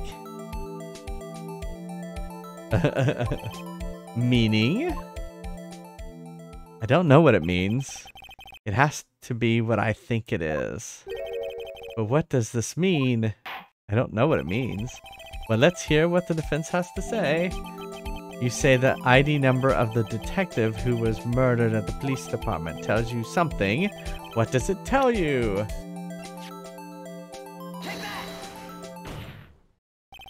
Witness.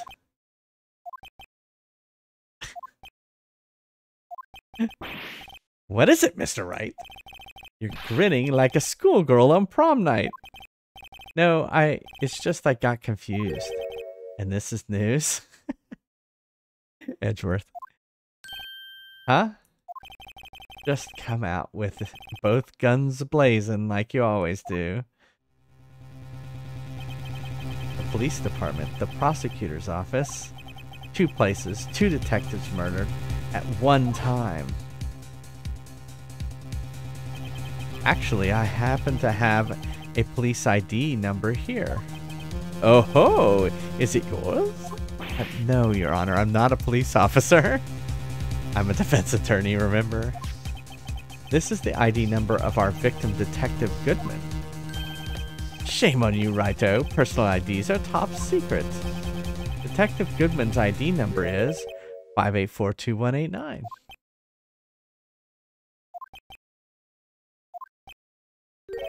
And this means... What exactly? Huh. Wait, that ID number we heard from the chief earlier. That started with 8-2. I've forgotten. You even got the first number wrong. The number the chief of police gave us was the same. Objection. Wait a second, right? What is this? Detective Judge is like, mean? That's what I want to know. The 2 ID numbers are identical. In other words, the detective killed in the police department evidence room was Bruce Goodman. What does our witness think about that? Oh, sharp as a tack, righto. Sharp as a tack. But wait, Detective Goodman is our victim. He was killed at 5:15 in the underground parking lot.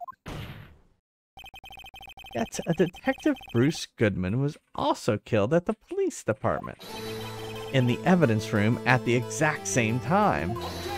That's not possible. Exactly, that's impossible.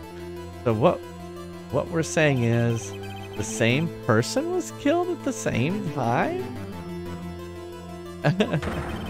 And in a completely different location? Yeah, exactly. Order, order, order. Chief, what does this mean? Thanks for the follow. No, what I want to know is, why didn't I hear about this? Especially when it's his car. Yes, it's top secret, fine, but I'm the prosecutor in charge of the case. Now, just wait a second, Worthy. You need to get all flustered. Your Honor, the police department has made a grave error in this case. Oh, wait. I said wait. Or didn't you hear me? The oversight, the grave error? Mr. Edgeworth, they're yours. What? How? How dare? We informed you yesterday. I believe it was our Officer Meekins who brought you the news. Officer Meekins? Mr. Wright, Where have we heard that name before? Wait, aha! Oh yeah, that guy. Excuse me, but is Mr. Edgeworth anywhere on the premises? Oh look, his hand is cut. His hand's cut too. Interesting. I'm here, sir, at the request of the chief, sir. I've got your report, sir. You don't mean him. According to Meekins, you didn't accept the report. Hard to believe. But your officer, he told me, he said that report had nothing to do with Lana Sky incident. Detective Bruce Goodman murdered in the police department evidence room. Mr. Edgeworth, the victim's name is written right on the top of the report. It's written, it's not the right form of right. On the top of the report. Ah! Why didn't your officer tell me? Honestly, it's like, why does he look like a different type of cartoon? Like, he doesn't look anime. He looks like some other cartoon. Honestly, I'm not sure if that officer was capable of making the connection. He did seem challenged. In any case, this is a serious error, a gross negligence of duty on your part, Willie. But, sir, you could have submitted that report this morning to the court as evidence. Yeah, he looks different. Then that stare. No such luck this time, worthy, or should I say unworthy? What? Now, what was the second rule of evidence law, Well, Mr. Wright. Oh, well, it's, rule number 2, new evidence may only be submitted if it concerns the case on trial. And how is this relevant? Normally, you submit a list of evidence to be used in court before the trial. This report wasn't on that list. So, what does that mean? It couldn't submit this evidence until a connection was proven in court. The connection was just proven by Righto over here. Good job, Righto, my boy. I was just doing my job. No. No! He should be concerned because his car is like right in the middle of this. It seems we have come to the end of this trial. You're becoming a thorn in my side, Worthy. They've been rumors. After all, you were in the defendant's chair just last year. I apologize for this terrible lack of due diligence on my part. Mr. Edgeworth, please, just give me one day. I'll get to the bottom of what happened, if it's the last thing I do. You'd better get results this time, really. I'm sorry. I'm so sorry. Poor Mr. Edgeworth.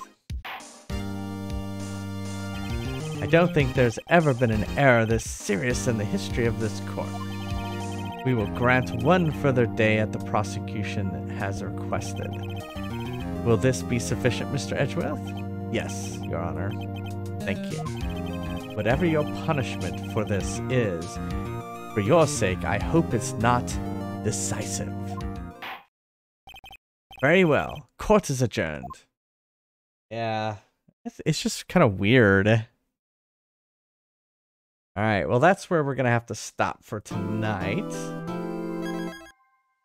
Yay! Of course, it's going to just continue.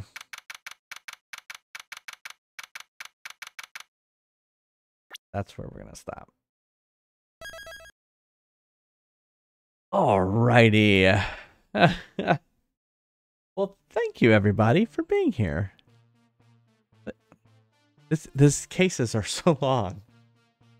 But we'll probably have maybe 1 or 2 more streams of this left. I bet you we'll finish it this weekend, and then we'll be on to... There's a God we will. So that's been a long game. Then we'll be on to Castlevania Chronicles, which will be fun on the PlayStation. It's actually very similar to the original Castlevania. I usually don't play remakes, but it's not really a remake. It's just a different version. So I guess we'll see. There's not going to be any saved states in this one because it's on. We're going to be playing it on original hardware, so that'll be fun.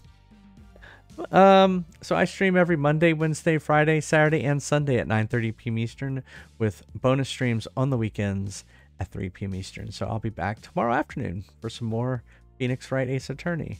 If you can't be here live, you can go check out everything at youtube.com/jfriestv.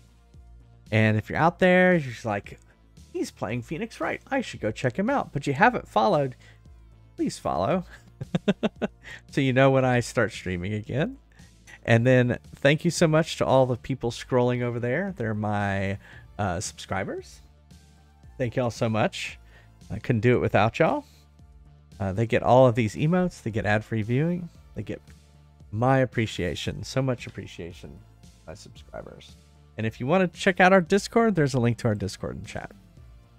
So let us find out who we shall raid. See who's out there on this late Friday night. Dun, dun, dun. Let's go over to Justice and the Giggle Post Gang. That sounds like fun. Let's see what he's doing. I don't even know what he's doing.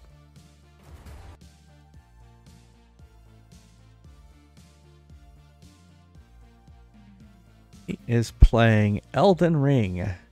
That seems like one of those popular games I hear. I hear all the Twitch is a flutter on this Elden Ring. We'll see what Justice has to say about that. Waiting for a commercial to end. There he is. All right, he is playing. All right, here we go. Thank you all so much for being here. I hope you have a great rest of your weekend. And I hope to see you back here tomorrow afternoon for some more Phoenix Wright. And then we'll be on to Castlevania. Then after Castlevania, I have all these games sitting on my desk. Pokemon Gold. I'm looking forward to playing the second Pokemon game. My second Pokemon game. We're definitely going to try and recreate Barney. Oh, that's right. I bought a link cable, so we're going to have to do that too. We're going to have to link and trade over to this version. We'll have to try that out. Anyway, thanks again, everyone, for being here. Stay safe. Hope you have a good weekend. Bye, everybody. Good night.